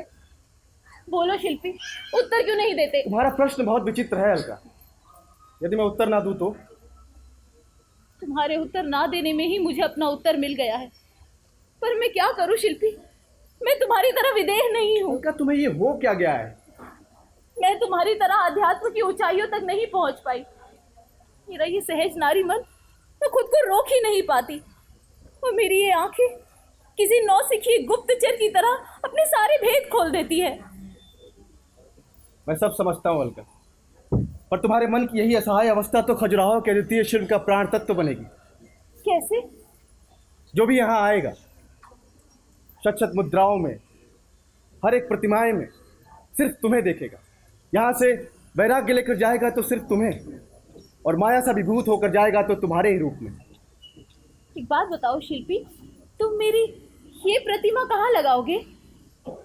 इसके लिए भी स्थान नहीं तय कर पाए, किंतु वास्तुशास्त्र मुझे सुविधा दे तो मैं तुम्हें मंदिर के कलश का स्थान दूंगा। पर नहीं, मैं तुमसे उससे भी ऊंचा स्थान दूंगा, ऐसा स्थान जो आज तक किसी शिल्पी ने किसी को नहीं दिया होगा। ये तो ठीक है कि वास्तुशास्त्र मुझे कलश का स्थान नहीं दे सकता, पर एक शिल्पी तो मुझे अपने मन मंदिर का स्थान दे ही सकता है। अलका, तुम धन्य हो शिल्पी, धन्य हो। ये तो पिताजी की आवाज है। महाराज आप? पिताजी, आपको ये अभिनय करने की क्या आवश्यकता थी? सच कहूं, तुम्हें और शिल्पी को लेकर हमारे राज्य में तरह तरह की बातें कही जा रही हैं। लोगों ने तो यहाँ तक कह दिया कि उन्होंने तुम्हें काम चेष्टाएं करते देखा है। और आप ये पता लगाने आए थे कि लोग कितने सही हैं और हम कितने। क्या आपको मुझ पर विश्वास नहीं था? आपके ऊपर विश्वास तो था, पर अपने ऊपर नहीं। मैं आपका अर्थ नहीं समझी। मैं कभी नहीं सोच पाया कि कोई कलाकार इतना तटस्थ और स्थित प्रज्ञ हो सकता है। अब आपका अनुभव क्या है? अब मैंने सब कुछ अपनी आंखों से देख लिया, सब कुछ कानों से सुन लिया। तुम धन्य हो, तुम्हारा योग धन्य है। महाराज, ऐसा ही होता है मोह का क्षण। यदि हम उससे जीत लेते हैं तो सीधे योग की अवस्था में चले जाते हैं, और हार गए तो फिर वही संसार है। चाहे जो हो पिताजी, आपका अभिनय बहुत अच्छा था, आनंद आ गया। शिल्पी, आज तुमने मुझे अध्यात्म के दर्शन करा दी। आज मैं जान पाया हूँ हेमवती के मन की व्यथा। अब तुम्हारे सामने चाहे पूरा समाज भी खड़ा हो जाएगा तो मैं उसका सामना करूंगा। तुम सचमुच धन्य हो, सचमुच धन्य। अब मैं चलता हूँ, बहुत ही आश्वस्त मन से जा रहा हूँ। अलका भी तो आपके साथ ही जाएगी। चलो बेटी।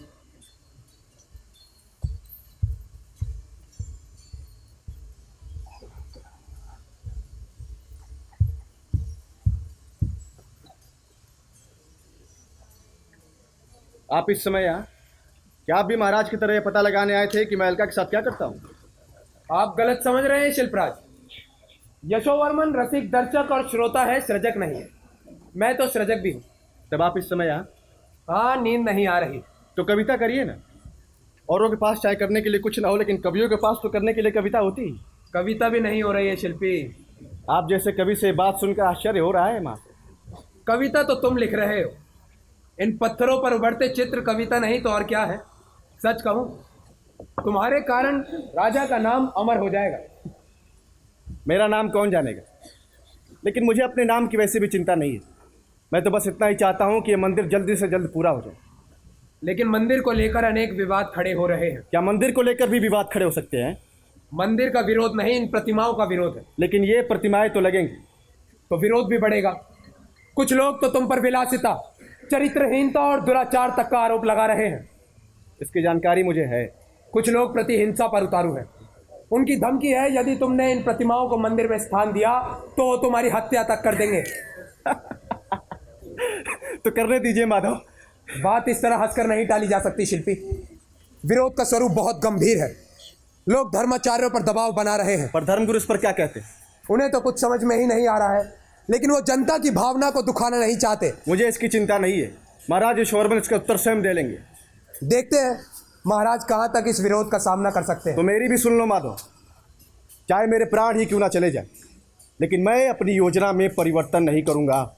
अपने दर्शन को तिलांजलि देने के बाद से क्या बचा रह जाएगा?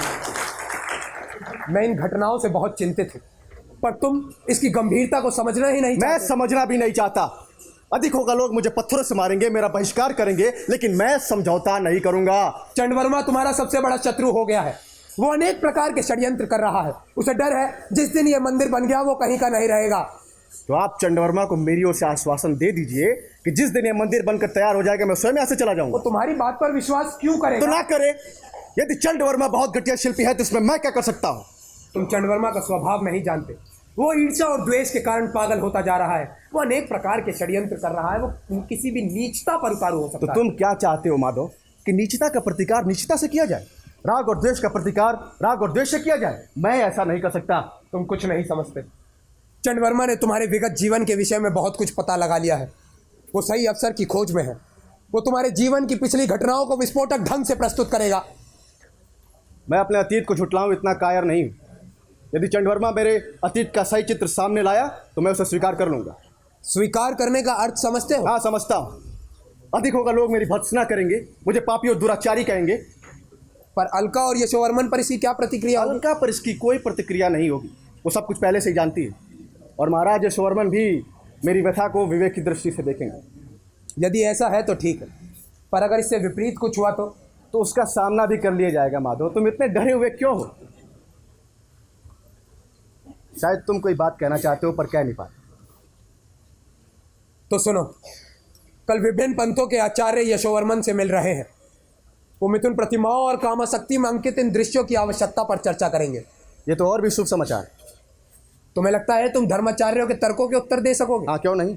सत्य ही मेरा तर्क है और सत्य ही मेरी तर्क विधान। और इसी समय चंद्रवर्मा तुम्हारे विगत जीवन के विषय में विस्फोटक ढंग से बताएगा। तो बताने दो, उस घटना का उल्लेख मेरे तर्कों को शक्ति पहुंचाएगा। संभवतः अलका को लेकर भी प्रश्न उठे। मुझे इसकी चिंता नहीं है। महाराज ईश्वर में इसका उत्तर स्वयं दे लेंगे। वे मेरे चरित्र से पूरी तरह आश्वस्त हैं। यदि ऐसा है तो ठीक है।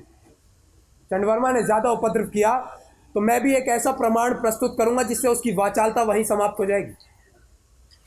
कैसा प्रमाण? तुम सच कहते हो शिल्पी, हम में से कोई भी दूध का धुला नहीं है। लेकिन मैं उस अपराध के विषय में जानना चाहता हूं जो चंद्रवर्मा ने किया है। उसे तो कल मैं धर्माचार्यों की सभा में ही बताऊंगा। मुझे पूरा विश्वास है सब ठीक हो जाएगा। मुझे विदा दो।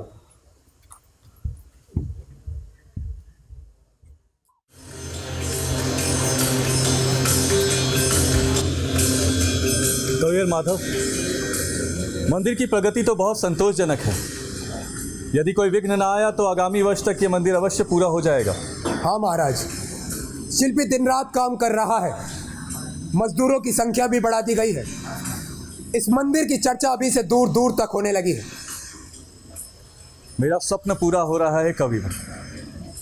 अनेक शत्रुओं का नाश कर, अनेक युद्धों में विजय प्राप्त कर भी इतनी प्रसन्नता नहीं जितनी इस मंदिर से हो रही है। अद्वितीय वास्तुशिल्प के कारण खजुराहो की यह धर्म नगरी न केवल भारत में वरन पूरे विश्व में एक चमत्कार मानी जाएगी। आपका कथन सत्य हो कविवर। मेरी पराक्रम गाथा सब भूल जाएंगे, लेकिन ये मंदिर इस वंश की कीर्ति फतह का हमेशा फहराता रहेगा। पर विघ्न संतोषियों को चैन कहाँ? उसकी जानकारी मुझे है। तब आपने क्या निर्णय लिया है महाराज? इसमें निर्णय क्या लेना है? मंदिर में प्रतिमाएं अपनी योजना के अनुसार ही लगाई जाएंगी। महाराज की जय हो। खजुराहो के धर्मगुरु तथा तांत्रिक पंथ के आचार्य आपसे मिलने के लिए उत्सुक है महाराज। उन्हें सम्मान सहित लेके आइए। जो आज्ञा महाराज। कविवर माधव, इन मंदिरों को लेकर काफी मतभेद है। वे इसका शास्त्र सम्मत आधार जानना चाहते हैं। महाराज, क्या आपको विश्वास है ये लोग शिल्पी का जीवन दर्शन स्वीकार कर लेंगे? मुझे पूरा विश्वास है। अहो भाग्य हमारे जो आज प्रमुख धार्मिक आचार्यों के दर्शन होते हैं। मेरा प्रणाम स्वीकार करें। कल्याण हो राजा। कल्याण हो राजा। विराज। राजन, हम आपके दीर्घायु एवं यशस्वी होने की कामना करते हैं। राजन, आज हम आपके पास एक विशेष प्रयोजन से आए हैं। संभवतः आप हमारे इस प्रयोजन से परिचित होंगे। राजन, इस मंदिर ने हम लोगों के बीच एक बड़े विवाद का स्थान ले लिया है। मंदिर बनने को लेकर किसी के मन में कोई संदेह ना हो, इसका विधिवत समाधान होना चाहिए। मैं आपको विश्वास दिला देना चाहता हूं धर्मगुरु कि मैं कोई भी कार्य ऐसा नहीं करूंगा जिससे मेरी प्रजा की धार्मिक भावना पर आघात पहुंचे। मंदिर का अधिकांश भाग बन चुका है। राज्य से बाहर के आचार्यों ने इसका अवलोकन भी किया है। महाराज, मैंने स्वयं मंदिर निर्माण का अवलोकन किया है और मैं आपके इस कथन से भी सहमत हूँ कि मंदिर शिल्प की दृष्टि से अद्भुत होगा। महाराज, मंदिर के वास्तुशिल्प के विषय में किसी को कोई संदेह नहीं है। हम वैष्णव तो बहुत प्रसन्न हैं। भगवान विष्णु की लीलाओं का इतना भव्य और महान चित्रण इस मंदिर में हो रहा है, उतना और कहीं नहीं। मंदिर का भीतरी भाग तो पूरी तरह विष्णुमय होगा। तब मतभेद कहाँ है आचार्य? मतभेद राजन मंदिर को लेकर नहीं, उसमें बैठाई जाने वाली मूर्तियों को लेकर है। कामासक्ति और वासना का इतना खुला प्रदर्शन क्या प्रजा में विकृति को प्रोत्साहन नहीं देगा? मैं पूछता हूँ राजन, क्या मंदिरों में इन मूर्तियों का लगाया जाना आवश्यक है? आपका संदेह स्वाभाविक है धर्मगुरु, पर ऐसा करने के लिए शास्त्रों में प्रमाण है। उन सभी शास्त्र प्रमाणों को मैं जानना चाहता हूँ। उत्कल खंड, अग्नि पुराण और बृहद संहिता में इसके स्पष्ट प्रमाण दिए गए हैं कि ऐसी प्रतिमाएं मंदिर के लिए आवश्यक है। राजन, ये सभी शास्त्र प्रमाण अधूरे हैं। मंदिर की रक्षा की अपेक्षा लोगों की धार्मिक भावना की रक्षा अत्यंत आवश्यक है। राजन, मेरे इस विषय में धर्मगुरु से पूर्णतः मतभेद है। मेरी दृष्टि में प्रतिमाएं मंदिर में अवश्य लगाई जानी चाहिए, क्योंकि योग और भोग के बीच कोई विभेदक रेखा नहीं खींची जा सकती। भोग की परिणति सदैव योग में ही होती है। धर्मगुरु, हमारे यहाँ काम को कभी हीन दृष्टि से नहीं देखा गया। यही कारण है कि अर्थवेद के 536 मंत्रों में से 36 मंत्र इसी विषय पर है। धर्मगुरु का मत व्यर्थ के वैसे प्रेरित है राजन। साधक को केवल ये नहीं बताया जाना चाहिए कि मुक्ति की अवस्था में हम उस परम शक्ति के साथ एकाकार होते हैं। क्या इससे एकाकार होने का और भी कोई मार्ग है? यहाँ कविवर, हम इस संसार में जो भी कार्य करते हैं उस कार्य के करने में भी हम उस परम शक्ति के साथ एकाकार हो सकते हैं। वास्तव में सभी आत्माएं शक्ति हैं और शिव शक्ति के माध्यम से ही क्रियाशील हैं। पर इससे यह तो सिद्ध नहीं होता कि इन मूर्तियों का इस मंदिर में बैठाया जाना अनिवार्य है। लगता है आपने ठीक से सुना नहीं धर्मगुरु। मैंने अभी कहा कि शिव ही शक्ति के माध्यम से साधक में क्रियाशील है और इसकी अनुभूति तो जीवन के सभी प्राकृतिक कृत्यों में होती है। जीवन के सभी कृत्य, यहाँ तक कि कामासक्ति भी प्रकृति का ही एक भाग है। तो तांत्रिकाचार्य, इन मूर्तियों से आपको कोई आपत्ति तो नहीं? नहीं राजन, मुझे कोई आपत्ति नहीं है, उल्टा मैं इनका स्वागत करता हूँ। तो आपत्ति केवल धर्मगुरु को है? हाँ राजन, मुझे आपत्ति है। धर्मगुरु, क्या मेरे राज्य में धार्मिक प्रजातंत्र नहीं है? मानता हूँ राजन, आपके राज्य में सभी संप्रदायों को पूर्ण स्वतंत्रता है। सभी पंथ अपना विरोध भूलकर एक ही जगह पर उस परम सत्य की खोज और उपासना में यहाँ एकत्र हैं। फिर भी मेरा एक प्रश्न है कविवर, क्या वत्सेन के काम सूत्रों का इतना सजीव चित्रण जो प्रजा की पाशवी भावनाओं को कुरेदती हो, जो उन्हें पतन की ओर ले जाती हो, ऐसा दृश्य उस मंदिर में दिखाया जाना आवश्यक है? आचार्य, मैं भी आपसे एक प्रश्न पूछना चाहता हूँ। क्या इन पांचवी वृत्तियों से दूर भागकर हम इन्हें जीत सकते हैं? नहीं राजन, व्यक्ति प्रभु की प्रेरणा से ही उन्हें जीतने के लिए मंदिरों में जाता है और मंदिरों से लौट कर वह पुनः इसी संसार में आता है।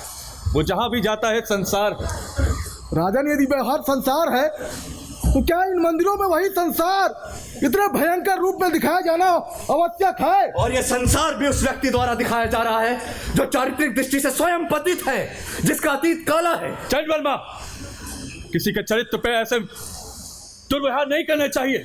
महाराज, मैं सोच विचार कर ही बोल रहा हूँ, मेरे पास इसका प्रमाण है। यदि आपके पास प्रमाण है तो उसकी चरित्र के महानता के मेरे पास भी प्रमाण है। शिल्पी के इन मिथुन मूर्तियों को लेकर प्रजा में घोर असंतोष है महाराज। प्रजा का एक वर्ग इनका बहिष्कार करेगा। चंड वर्मा, मैं उसी मतभेद को लेकर यहाँ पे धार्मिक आचार्यों से चर्चा कर रहा हूँ। केवल धर्मगुरु को मत संदेह है, अन्य सभी आचार्य उसका समर्थन कर रहे हैं। ये ठीक है राजन, आज अगर हम लोग यहाँ एकत्र हुए हैं तो इन दृश्यों पे कोई ना कोई धार्मिक व्याख्या कर लेंगे। पर राजन, उन दिनों की सोचिए जब केवल धर्म का अवमूल्यन होगा और कुछ नहीं। महाराज, धर्म के भय का अवमूल्यन क्यों होना चाहिए? जब नैतिकता का अवमूल्यन होगा तभी धर्म का भी अवमूल्यन होगा। महाराज, कहीं ऐसा ना हो कि इन्हीं मूर्तियों के कारण आपका नाम कलंक और तिरस्कार का विषय बन जाए। आने वाली पीढ़ियां कहीं आपके बारे में कोई गलत धारणा न बना ले। इस विषय में आपको चिंता करने की आवश्यकता नहीं है, इसकी जानकारी मुझे है। मैंने स्वयं शिल्पी के यहाँ कुछ दिन बताए हैं। मध्यरात्रि के समय मेरी पुत्री भी वहाँ थी। वो पिछले 1 वर्ष से शिल्पी के लिए प्रतिदर्श का कार्य करती रही। वो शिल्पी के सामने अनेकों मुद्राओं में खड़ी रही, पर उसकी आंखों में मैंने विकार की एक झलक तक नहीं देखी। मैंने ये सब अपनी आंखों से देखा। क्या मेरे शब्द भी प्रमाण नहीं? आपका कथन और आपका ये अनुभव हमारे लिए प्रमाण है। यदि आपने स्वयं का सुझाव देख लिया है फिर तो शिल्पी के चरित्र के विषय में संदेह का प्रश्न ही नहीं। मैं आपके अनुभव पर चुनौती नहीं देना चाहता हूँ, पर मेरी अपनी भी जानकारी है और वो जानकारी इतनी भयावह है कि आप सबको अपनी धारणा बदलने पर विवश होना ही पड़ेगा। क्या आपने स्वयं कुछ देखा? नहीं महाराज। तो आप विश्वासपूर्वक के बात कैसे कह सकते हैं? महाराज, शिल्पी के अतीत के बारे में मुझे बहुत सी जानकारी प्राप्त हुई। कौन सी जानकारी? यही कि शिल्पी ने अपने आचार्य की पत्नी पर बलात्कार किया है। आचार्य की पत्नी पर बलात्कार? शिल्पी, क्या ये सत्य है कि आपने अपने आचार्य की पत्नी पर बलात्कार किया है? नहीं महाराज, शिल्पी झूठ बोल रहे हैं। उस स्त्री का नाम रुक्मणी था। आचार्य, क्या उस स्त्री का नाम रुक्मणी था? जी हाँ महाराज। क्या वो आचार्य की पत्नी थी?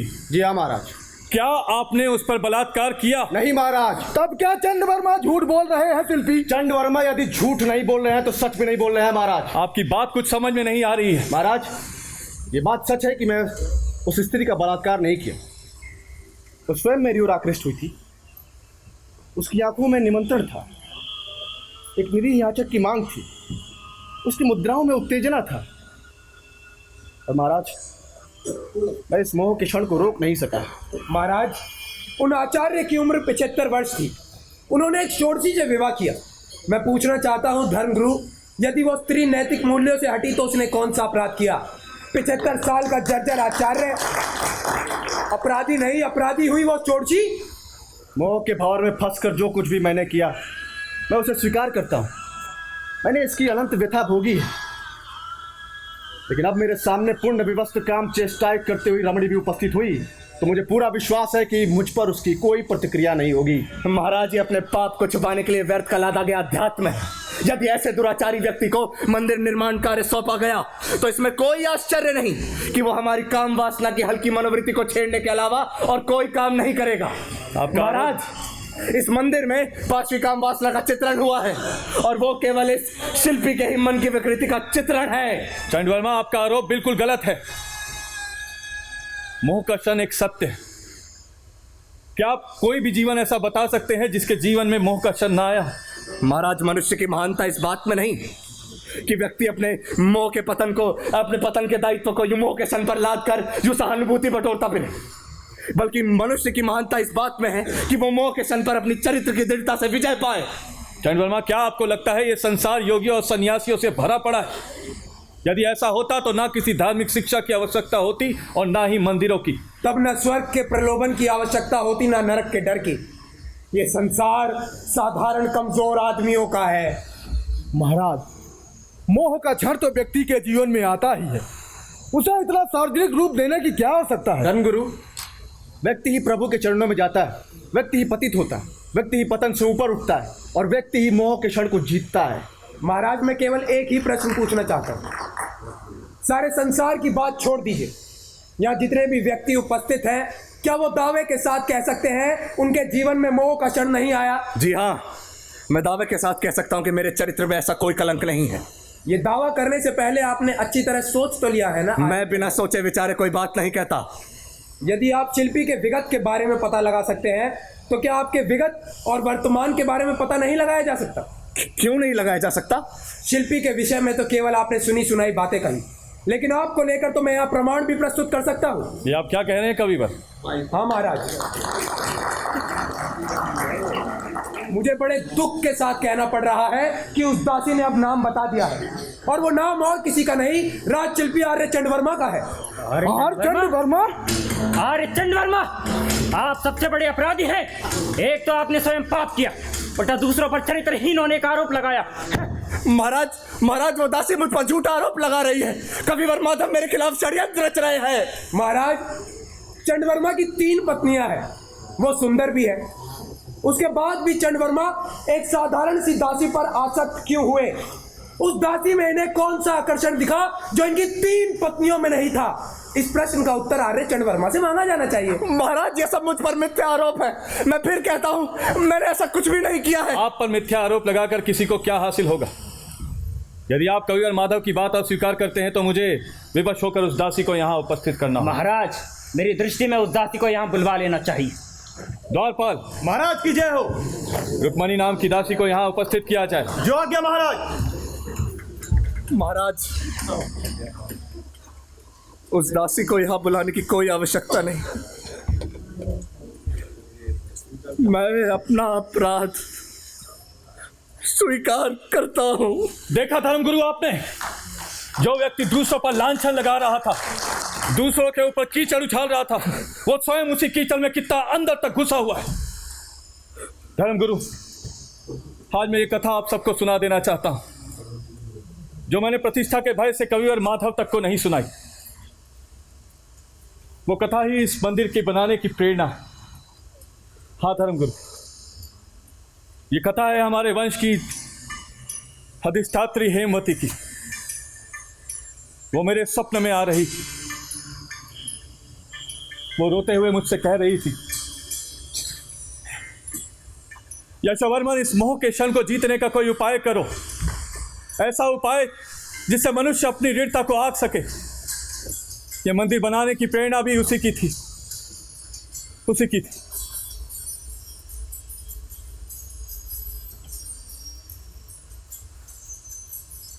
महाराज, शिल्पी स्वयं अपनी बात क्यों नहीं कहता? तांत्रिकाचार्य, मैं केवल एक बात ही जानता हूँ, संसार में रहकर ही आदमी संसारिक आकर्षणों को पराजित कर सकता है। पर शिल्पी, क्या तुमने कभी सोचा है कि इसकी दर्शक पर क्या प्रतिक्रिया होगी?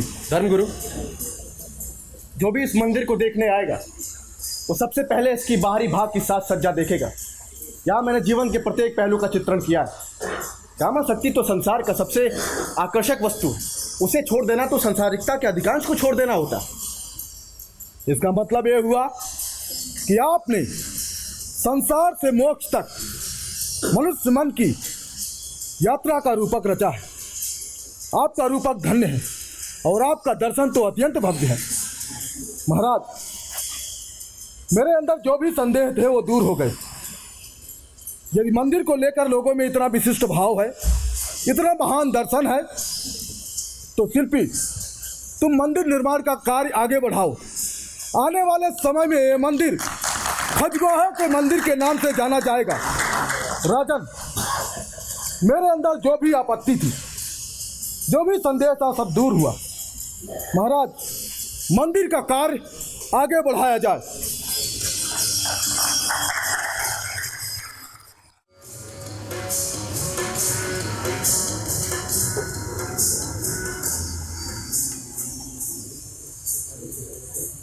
शिल्पी, मंदिर की प्राण प्रतिष्ठा तो आज प्रातः हो गई। हाँ, हो गई। मेरा स्वप्न पूरा हुआ, मेरी कला सार्थक हुई। पत्थरों में अंकित ये मानव जीवन का काव्य सारे संसार की कला और उसकी आध्यात्म की भूख को शांत करेगा। लगता तो है। महाराज प्रातः तो स्वयं उपस्थित थे, परंतु बाद में कहीं नहीं दिखाई दिए। वही है मंदिर के आसपास ही। होते तो मुझे जरूर दिखाई देते। हैं तो वहीं पर दिखाई नहीं देंगे। क्यों? वो वेश बदल कर वहाँ खड़े हैं। जी हाँ। क्यों? उन्हें मैंने ही भेजा है। और इस नाटक की क्या आवश्यकता थी? केवल इसलिए कि वो मेरी कल्पना का साकार रूप देख सके। इतना बड़ा मंदिर भी तुम्हारी कल्पना का साकार रूप नहीं है। नहीं, मैं इसका मानसिक प्रभाव भी देखना चाहता हूँ। कभी बार प्रभाव देखना चाहते हो और खुद यहाँ बैठे हो। महाराज को वहाँ भेज दिया। तुम सदैव एक बात भूल जाते हो, इस मंदिर का रचनाकार तो मैं स्वयं हूँ। मुझे तो प्रत्येक बातें अपने पक्ष की दिखाई देंगी। मुझे तो समझ ही नहीं आता तुम किस परिणाम की बात करते हो। मंदिर तो देखो कितना रूपक है। मैं उन दृश्यों की बात कर रहा हूँ महाशय, जिन पर विवाद हुआ था और जिन पर आगे भी विवाद होता रहेगा। बधाई हो, अजी बधाई हो, बधाई हो शिल्पी, तुम्हारा कहना अक्षरशः सही उतर रहा है। महाराज पिछले प्रहर से वेश बदलकर वहां चुपचाप खड़े रहे। प्रातः से हजारों दर्शक आ चुके हैं और वो चुपचाप उन्हें देखते रहे। सचमुच एक विलक्षण अनुभव था। शिल्पी, महाराज के अनुसार इन दर्शकों के कई सारे वर्ग हैं। वर्ग अपनी अपनी दृष्टि से सब कुछ देखता है। एक वर्ग ऐसा था जो केवल मंदिर की बाहरी दीवारों में उलझा रहा, केवल तुम्हारी मिथुन मूर्तियों का रस लेता रहा। उनके लिए इन दृश्यों को छोड़कर मंदिर में देखने लायक जैसा कुछ था ही नहीं। उनकी आंखों में वासना की प्रवृत्ति उभर आई थी। उनकी आंखों में तृष्णा जैसे इंद्रधनुषी रंगों से नाच रही थी। शिल्पी, दूसरा वर्ग ऐसे व्यक्तियों का था जो इन मूर्तियों को देख रहा था, पर इनमें डूब नहीं रहा था। वो सिर्फ देख रहा था और सोच रहा था। उनकी आंखों में एक विलक्षण प्रकार का भय दिखाई दे रहा था और वो मंदिर के भीतर जाने के लिए उतावले हो रहे थे। और हाँ शिल्पी, एक वर्ग ऐसा भी था जिन्हें तुम्हारी मूर्तियां दिखाई तक नहीं देती थी। मंदिर का बाहरी भाग जैसे उनके लिए कोई अस्तित्व ही नहीं रखता हो। दर्शकों का ये वर्ग सीधा सीधा गर्भगृह की ओर बढ़ रहा था, जैसे प्रभु के चरण ही उनकी एकमात्र दिशा हो। आश्चर्य है शिल्पी, उन्होंने तुम्हारी साज सज्जा की ओर एक बार भी दृष्टिपात नहीं किया। इस सब का तो यही अर्थ होता है शिल्पी कि तुम्हारा रूपक अनुभव में भी सही उतरा है। शिल्पी, तुम्हारा अध्यात्म केवल कोई कल्पना नहीं है, जीवन का यथार्थ भी है। महाराज बहुत प्रसन्न है। बहुत प्रसन्न हैं कि उन्होंने अपनी आंखों से सब कुछ देख लिया। अब उन्हें कोई भय नहीं है। शिल्पी महाराज चाहते हैं अब आप शीघ्र ही अगले मंदिर का निर्माण प्रारंभ कर दीजिए। एक बार पुनः बधाई हो, बधाई हो। अगले मंदिर का निर्माण? मैं अगला मंदिर नहीं बनाऊंगा माधव। क्यों? मैं यह स्थान छोड़ रहा हूँ। और इसके पीछे क्या वजह है? एक स्थान पर रहने से मोह बढ़ता है। एक बात पूछूं शिल्पी? पूछो। आज समारोह में अलका कहीं नहीं दिखाई दी। यही बात तो कब से मैं भी सोच रहा हूँ। मेरी आंखें भी लगातार उसे ढूंढती रही। ये अलका को क्या हो गया है शिल्पी? यही बात तो मेरी समझ में भी नहीं आ रहा है। आज जो ये मंदिर बनकर तैयार हुआ है वो पूरा अलकामय है। मुझे तो लगा था कि संसार में एक व्यक्ति सबसे सुखी होगा और वो है अलका। प्रश्न बहुत व्यक्तिगत है। अब मेरे लिए क्या व्यक्तिगत रह गया माधव? पूछो। कहीं अलका से निसंकोच भाव से पूछो माधव। कहीं अलका तुमसे प्रेम तो नहीं करती? लेकिन तुम्हें ऐसा क्यों लगता है? हाँ शिल्पी, वो तुमसे प्रेम करती, पर तुम सदैव एक चट्टान की तरह निष्पन्द और अटल रहे। तुमने स्त्री का मन कभी नहीं पहचाना। तुम केवल उसमें आकार देखते रहे। अलका ने तुम्हारे शिल्प को जीवन दिया और तुमने उसके जीवन को मरुस्थल बना दिया। मैं सब समझता हूँ कविवर, पर मैं क्या करूँ? अब मैं जीवन के उस स्थान पर आ गया हूँ जहाँ ना प्रेम कर सकता हूँ ना घृणा। मेरे जीवन का वो सूत्र ही कहीं खो गया है। मैं क्या करूँ? तुम्हारा तो ठीक है, पर अब अलका का क्या होगा? मैं अलका को सुखी देखना चाहता हूँ शिल्पी। तुमने अपने शिल्प के लिए उससे बहुत बड़ा मूल्य मांगा है। मैं भी तुमसे कुछ पूछना चाहता हूँ कविवर। हाँ तो पूछो ना। सच सच बताओगे? पहले अपनी बात तो कहो। मेरा अनुमान गलत निकला तो तुम मुझे क्षमा करोगे? विश्वास रखो, झूठ नहीं बोलो। जब तक मुझे क्षमा का आश्वासन नहीं मिल जाता तब तक मैं अपनी बात नहीं कहूँगा। मैं आश्वासन देता हूँ। तो सुनो, तुम अलका से प्रेम करते हो शिल्पी? हाँ कवि। तुम्हारी आंखों में, तुम्हारी कविता में भी अलका उतनी ही है जितनी मेरी शिल्प में है। लेकिन तुमने कभी कुछ नहीं कहा। बोलो माधव, क्या ये सच नहीं है? माधव, क्या ये सच नहीं है? बोलो। तुमने कैसे पहचाना शिल्पी? ये एक ऐसा सच है जो मेरे अतिरिक्त कोई नहीं जानता, स्वयं अलका भी नहीं। तो मैंने ठीक पहचाना। तुम्हारी कविता, तुम्हारी अलका की प्रतिछाया बराबर देखता रहा। मैं तुम्हारा सम्मान करता हूँ कवि, तुम्हारा सम्मान करता हूँ। बस करो शिल्पी, मेरी व्यथा को छेड़ने से तुम्हें और क्या लाभ? तुम्हें मेरे प्रति ईर्ष्या हो सकती थी, अविश्वास का भाव उत्पन्न हो सकता था, पर तुमने कभी कुछ नहीं कहा। तुमने अपनी व्यथा का आभास तक नहीं होने दिया। मैं तुम्हारा आदर करता हूँ कवि, मैं तुम्हारा आदर करता हूँ। बस करो शिल्पी, मैं और कुछ नहीं सुनना चाहता। तुम एक बड़े कवि हो, लेकिन मैं तुम्हारा सम्मान सिर्फ इसलिए नहीं करता हूँ। मैं तुम्हारा सम्मान करता हूँ इसलिए कि तुम सच्चे अर्थ में कलाकार हो और मनुष्य हो। बस करो शिल्पी, भगवान के लिए बस करो। मैं तुमसे केवल एक ही प्रार्थना करना चाहता हूँ, अलका का जीवन सुखी बनाने का प्रयत्न करो। उसे इस प्रकार निराधार मत छोड़ो। अलका का दुख देखना मेरे लिए कठिन होगा।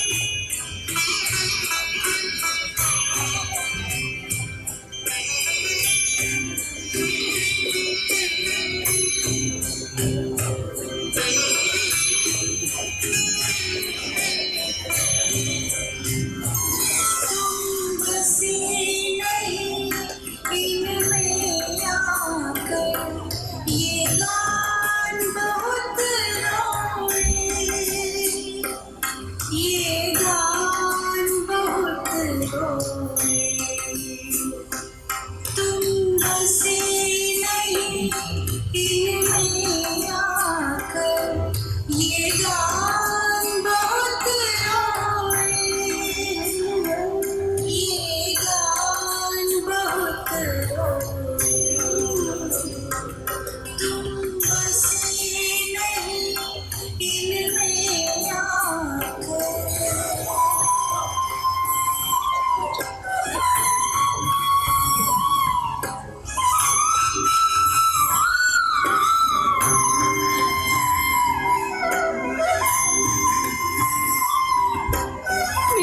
लालच मत करो शिल्पी, तुम्हारा योग भ्रष्ट हो जाएगा, तुम्हारा व्रत भंग हो जाएगा। अलका, तुम्हें ये हो क्या गया है? कुछ भी तो नहीं, मैं बिल्कुल ठीक हूँ। क्या ठीक हो? मंदिर के प्राण प्रतिष्ठा के वक्त मैंने तुम्हें कितना ढूंढा, पर तुम्हारा कहीं तो पता होता। तुम ठीक कहाँ? तो मैं वहाँ आकर क्या करती? आओ, ये देखो, मंदिर के कण कण में तुम्हारा ये आलोक बिखरा हुआ है। सारा मंदिर अलकामय है, पर तुम यहाँ रो रही हो। आज तो तुम्हारे विजय का दिन है अलका। तो बन गया तुम्हारा मंदिर, हो गए तुम संसार के सबसे बड़े शिल्पी, कर दिया प्रतिष्ठित तुमने अपने जीवन दर्शन को, दे दिया तुमने संसार को मोह के क्षण को जीतने का मूल मंत्र। अलका, आखिर तुम्हें ये हो क्या गया है? क्या तुम अपने शिल्पी के सफलता पर प्रसन्न नहीं हो? पर वो शिल्पी मेरा कहाँ है? वो तो किसी का नहीं है, उसे तो किसी का ना होने में ही गर्व है। अलका,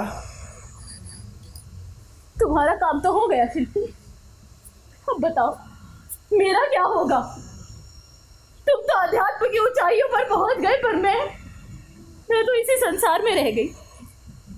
तुमने मुझे इस संसार में रहने दिया। तुम मेरी विवशता क्यों नहीं समझती हो अलका? तुम मेरी विवशता क्यों नहीं समझते हो? तुम्हें क्या लगता है कि तुम्हारा ये दर्शन हर स्त्री के मन में घर कर जाएगा? क्या तुम ये सोचते हो कि प्रत्येक पुरुष तुम्हारी तरह योगी हो जाएगा? क्या तुम्हें ये लगता है कि आज के बाद कोई स्त्री किसी पुरुष के तेज और सौंदर्य से मर्माहत नहीं होगी? मैं तो केवल इतना ही चाहता हूँ अलका कि व्यक्ति मोह के क्षण को पराजित कर सके, किंतु होगा इसके विपरीत। ये मोह का क्षण ही हमेशा व्यक्ति को पराजित करता रहेगा। एक बात बताओ शिल्पी, क्या प्रेम भी मोह का क्षण है या क्षण का मोह है? क्या मैं तुम्हारे प्रति केवल मोह के क्षण के कारण आकर्षित हुई थी? क्या मेरे आकर्षण में केवल कामासक्ति थी? नहीं अलका।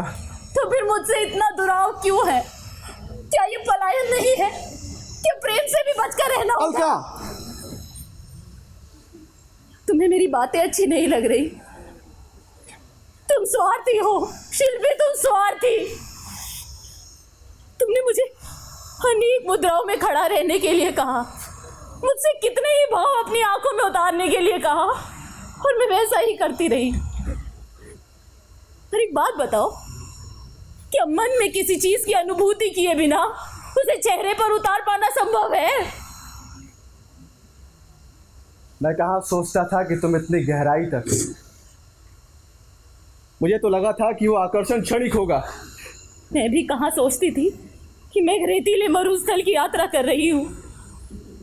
मुझे लगा था कहीं ना कहीं तरलता होगी, कहीं ना कहीं हरियाली होगी, पर नहीं, इन पत्थरों के संपर्क ने तुम्हें पत्थरों के ही संस्कार दिए हैं। तुम मेरी विवशता क्यों नहीं समझती हो अलका? मैं फिर से इस संसार में नहीं लौट सकता। तो इस संसार को अब तुम्हारी कोई आवश्यकता भी नहीं है। तुम इस संसार के किसी योग्य नहीं हो। ये संसार कमजोर लोगों का है, गिरने और फिर उठकर और फिर गिरने वाले लोगों के लिए है। यहाँ भूख लगती है, शरीर तपता है, इसलिए ये संसार छूटने में बहुत कठिनाई होती है। ये संसार इतनी आसानी से नहीं छूटता। किंतु ठीक है, यदि मुझे वेदना भोगनी है तो मैं भोगूंगी। अलका, मेरी बात सुनो। ये देखो, मेरी ये प्रतिमा, तुम तो कहते थे कि तुम उसे ऐसा स्थान दोगे जो आज तक किसी शिल्पी ने किसी प्रतिमा को नहीं दिया होगा, पर ये तो यहीं पड़ी है। हाँ, ये यहीं रह गई। अब तुम्हें कैसे बताऊं अलका? हर मूल प्रतिदर्श की यही नियति है। उसके आधार पर सहस्त्र प्रतिमाएं बनती हैं, लेकिन मूल प्रतिदर्श वही का वही पड़ा रह जाता है। उसे कोई नहीं जानता। क्या मेरे जीवन की भी यही शोकांतिका है? नहीं अलका, आओ, ये देखो, मंदिर के प्रत्येक प्रतिमा में तुम्हारा रूप है। सत सत मुद्राओं में, भाव भंगिमाओं में सिर्फ तुम हो। ये प्रत्येक प्रतिमाएं तो अपने उपस्थिति के कारण मरोगी, लेकिन तुम अपने अनुपस्थिति के कारण मरोगी अलका। सचमुच तुम अपने अनुपस्थिति के कारण मरोगे। तुमने मूल प्रतिदर्श की व्यथा भोगी। तुम्हारे मन की यही असहाय अवस्था तो खजुराहो के द्वितीय शिल्प का प्राण तत्व बनेगी अलका। शिल्पी, तो मेरी तुमसे केवल एक प्रार्थना है। प्रार्थना? हाँ, तुम कहते हो ना मैं अपनी अनुपस्थिति के कारण अमर रहूंगी, प्रत्येक दर्शक मुझे ही खोजेगा, तो फिर मैं पूरी तरह से अनुपस्थित रहना चाहती हूँ। तो ये मूल प्रतिदर्शी क्यों रहे? इसीलिए शिल्पी, इसे तोड़ दो। नहीं, इसे तोड़ दो। नहीं अलका, ये मुझसे नहीं होगा, ये असंभव है। क्यों? तुम तो निर्मोही हो। जब तुम मुझसे प्रेम नहीं कर पाए तो इस पत्थर की प्रतिमा से इतना प्रेम क्यों है तुम्हें? नष्ट कर दो शिल्पी, इसे नष्ट कर दो। नहीं, ये मुझसे नहीं होगा अलका। लेकिन क्यों? क्योंकि ये मेरी अपनी रचना है। तुम मेरी अपनी रचना नहीं हो। इसे मैंने जन्म दिया है, इसका सृजन मैंने किया है। कोई भी अपनी रचना को नष्ट नहीं कर सकता है अलका, नहीं कर सकता। मैं दूसरों की रचना हूँ, इसलिए तुम मुझे नष्ट कर सकते हो, लेकिन इस प्रतिमा को नहीं। तो ठीक है, मैं ही इसे नष्ट कर देती हूँ। नहीं अलका, इसे नष्ट मत करना अलका, इसे नष्ट मत करना। क्यों? तुम तो निर्मोही हो, विदेह हो, तो इस पत्थर की प्रतिमा से इतना मोह क्यों है तुम्हें? इससे मुझे मोह नहीं है अलका। तो फिर क्या है? इससे मुझे प्रेम है।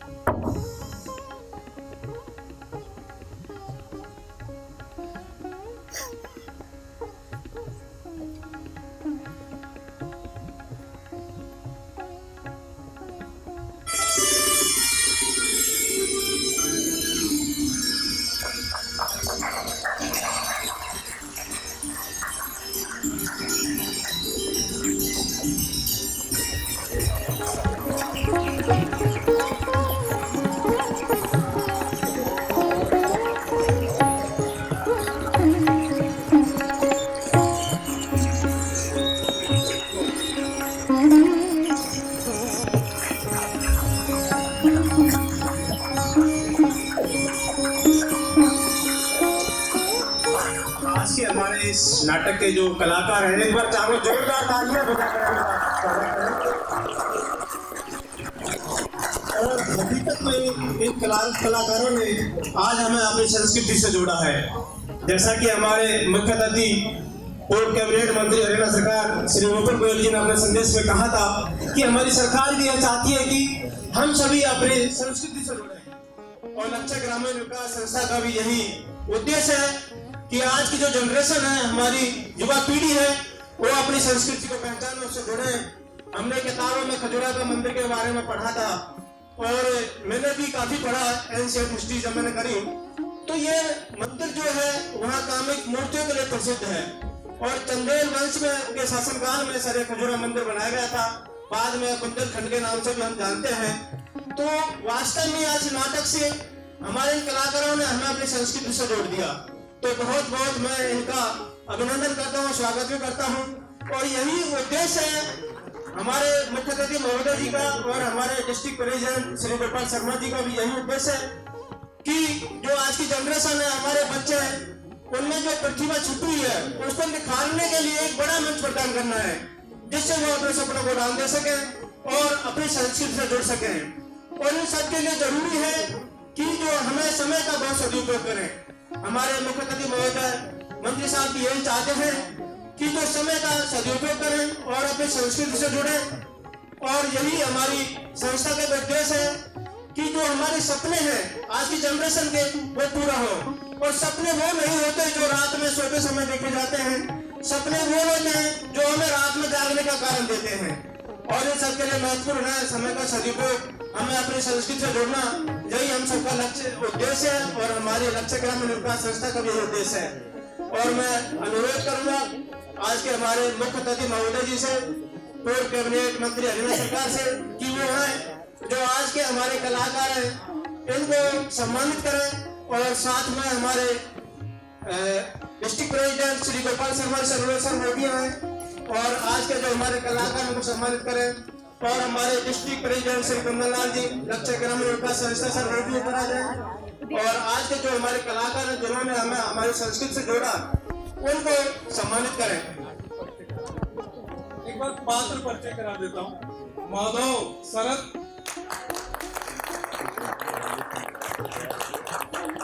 शिवम, मणि,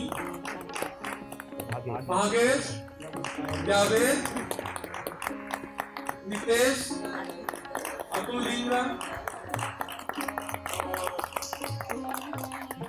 हिमांशु यादव और पूजा ध्यानी, आकाश, मधुरा और हमारे लाइट संगीत लाइट में मुकेश झा और संगीत में नारायण श्रीवास्तव और मेकअप में भी जो है प्रसून नारायण और मुकेश झा और निर्देशक में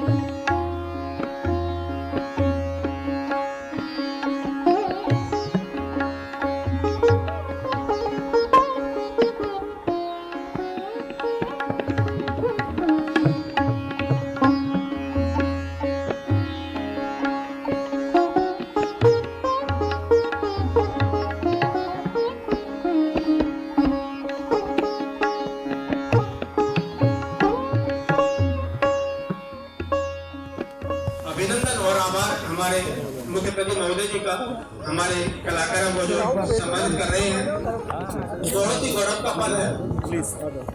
हमारे सभी अतिथिगण मंच पर कलाकारों को सम्मानित करते हुए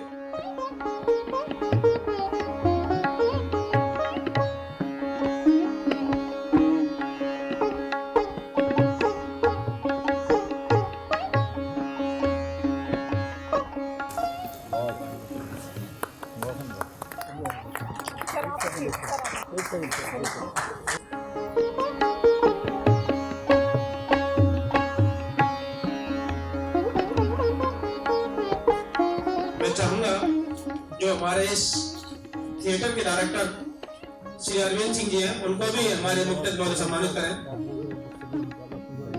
मैं लक्ष्य ग्रामीण विकास संस्था के अधिकारियों से अनुरोध करूंगा कि इस थिएटर के डायरेक्टर श्री अरविंद सिंह को सम्मानित करें। बहुत अच्छा लगा, कलाकार बहुत बढ़िया कलाकार। मैं इसी श्रृंखला में अनुरोध करूंगा कि हमारे दो स्पेशल गेस्ट हैं श्री गोपाल शर्मा जी डिस्ट्रिक्ट प्रेसिडेंट और बीजेपी उनको भी सम्मानित करवाएं मुख्यमंत्री महोदय से। हमारे स्पेशल गेस्ट पहुंचे हुए श्री गोपाल शर्मा जी को भी सम्मानित करवाएं।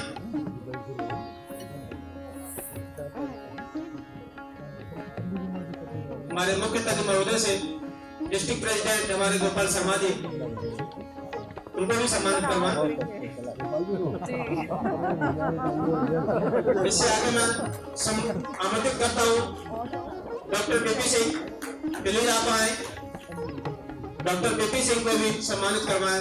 हमारे संस्था के पदाधिकारी का असिस्टेंट डायरेक्टर है सर एमएसएमई के डॉक्टर साहब, डॉक्टर पीपी सिंह। इससे नेक्स्ट हमारे इसी श्रृंखला में हमारे बीच में आपके हाथ से lead district manager Hariom Sharma ji, LDM Hariom Sharma ji please आए। हमारे संस्था के पदाधिकारी मुख्य अतिथि महोदय को भी एक सम्मानित प्रदान करें। अपना बहुत ही कीमती समय उन्होंने जो आज के इस नाटक मंच के दिया है उनका मैं तहे दिल से बहुत बहुत उनका धन्यवाद करता हूँ कि अपने कीमती समय से जो अपना समय दिया है, और जो हमारे कलाकार हैं उनका जो उत्साह उन्होंने बढ़ाया यहाँ का आकर के, उनका बहुत बहुत तहे दिल से बहुत बहुत धन्यवाद। उनको सम्मानित करने का हमारे बीच में रेडियो पार्टनर मानव रचना फरहान जी, जिनका इस कार्यक्रम में बहुत ही महत्वपूर्ण योगदान रहा। Farhan ji, radio partner Manav Rachna Farhan ji, please वो भी आ जाए। आप खड़े हो जाओ। अंजू और राजवाला, ये प्लीज चारों एक साथ स्टेज पर आ जाए।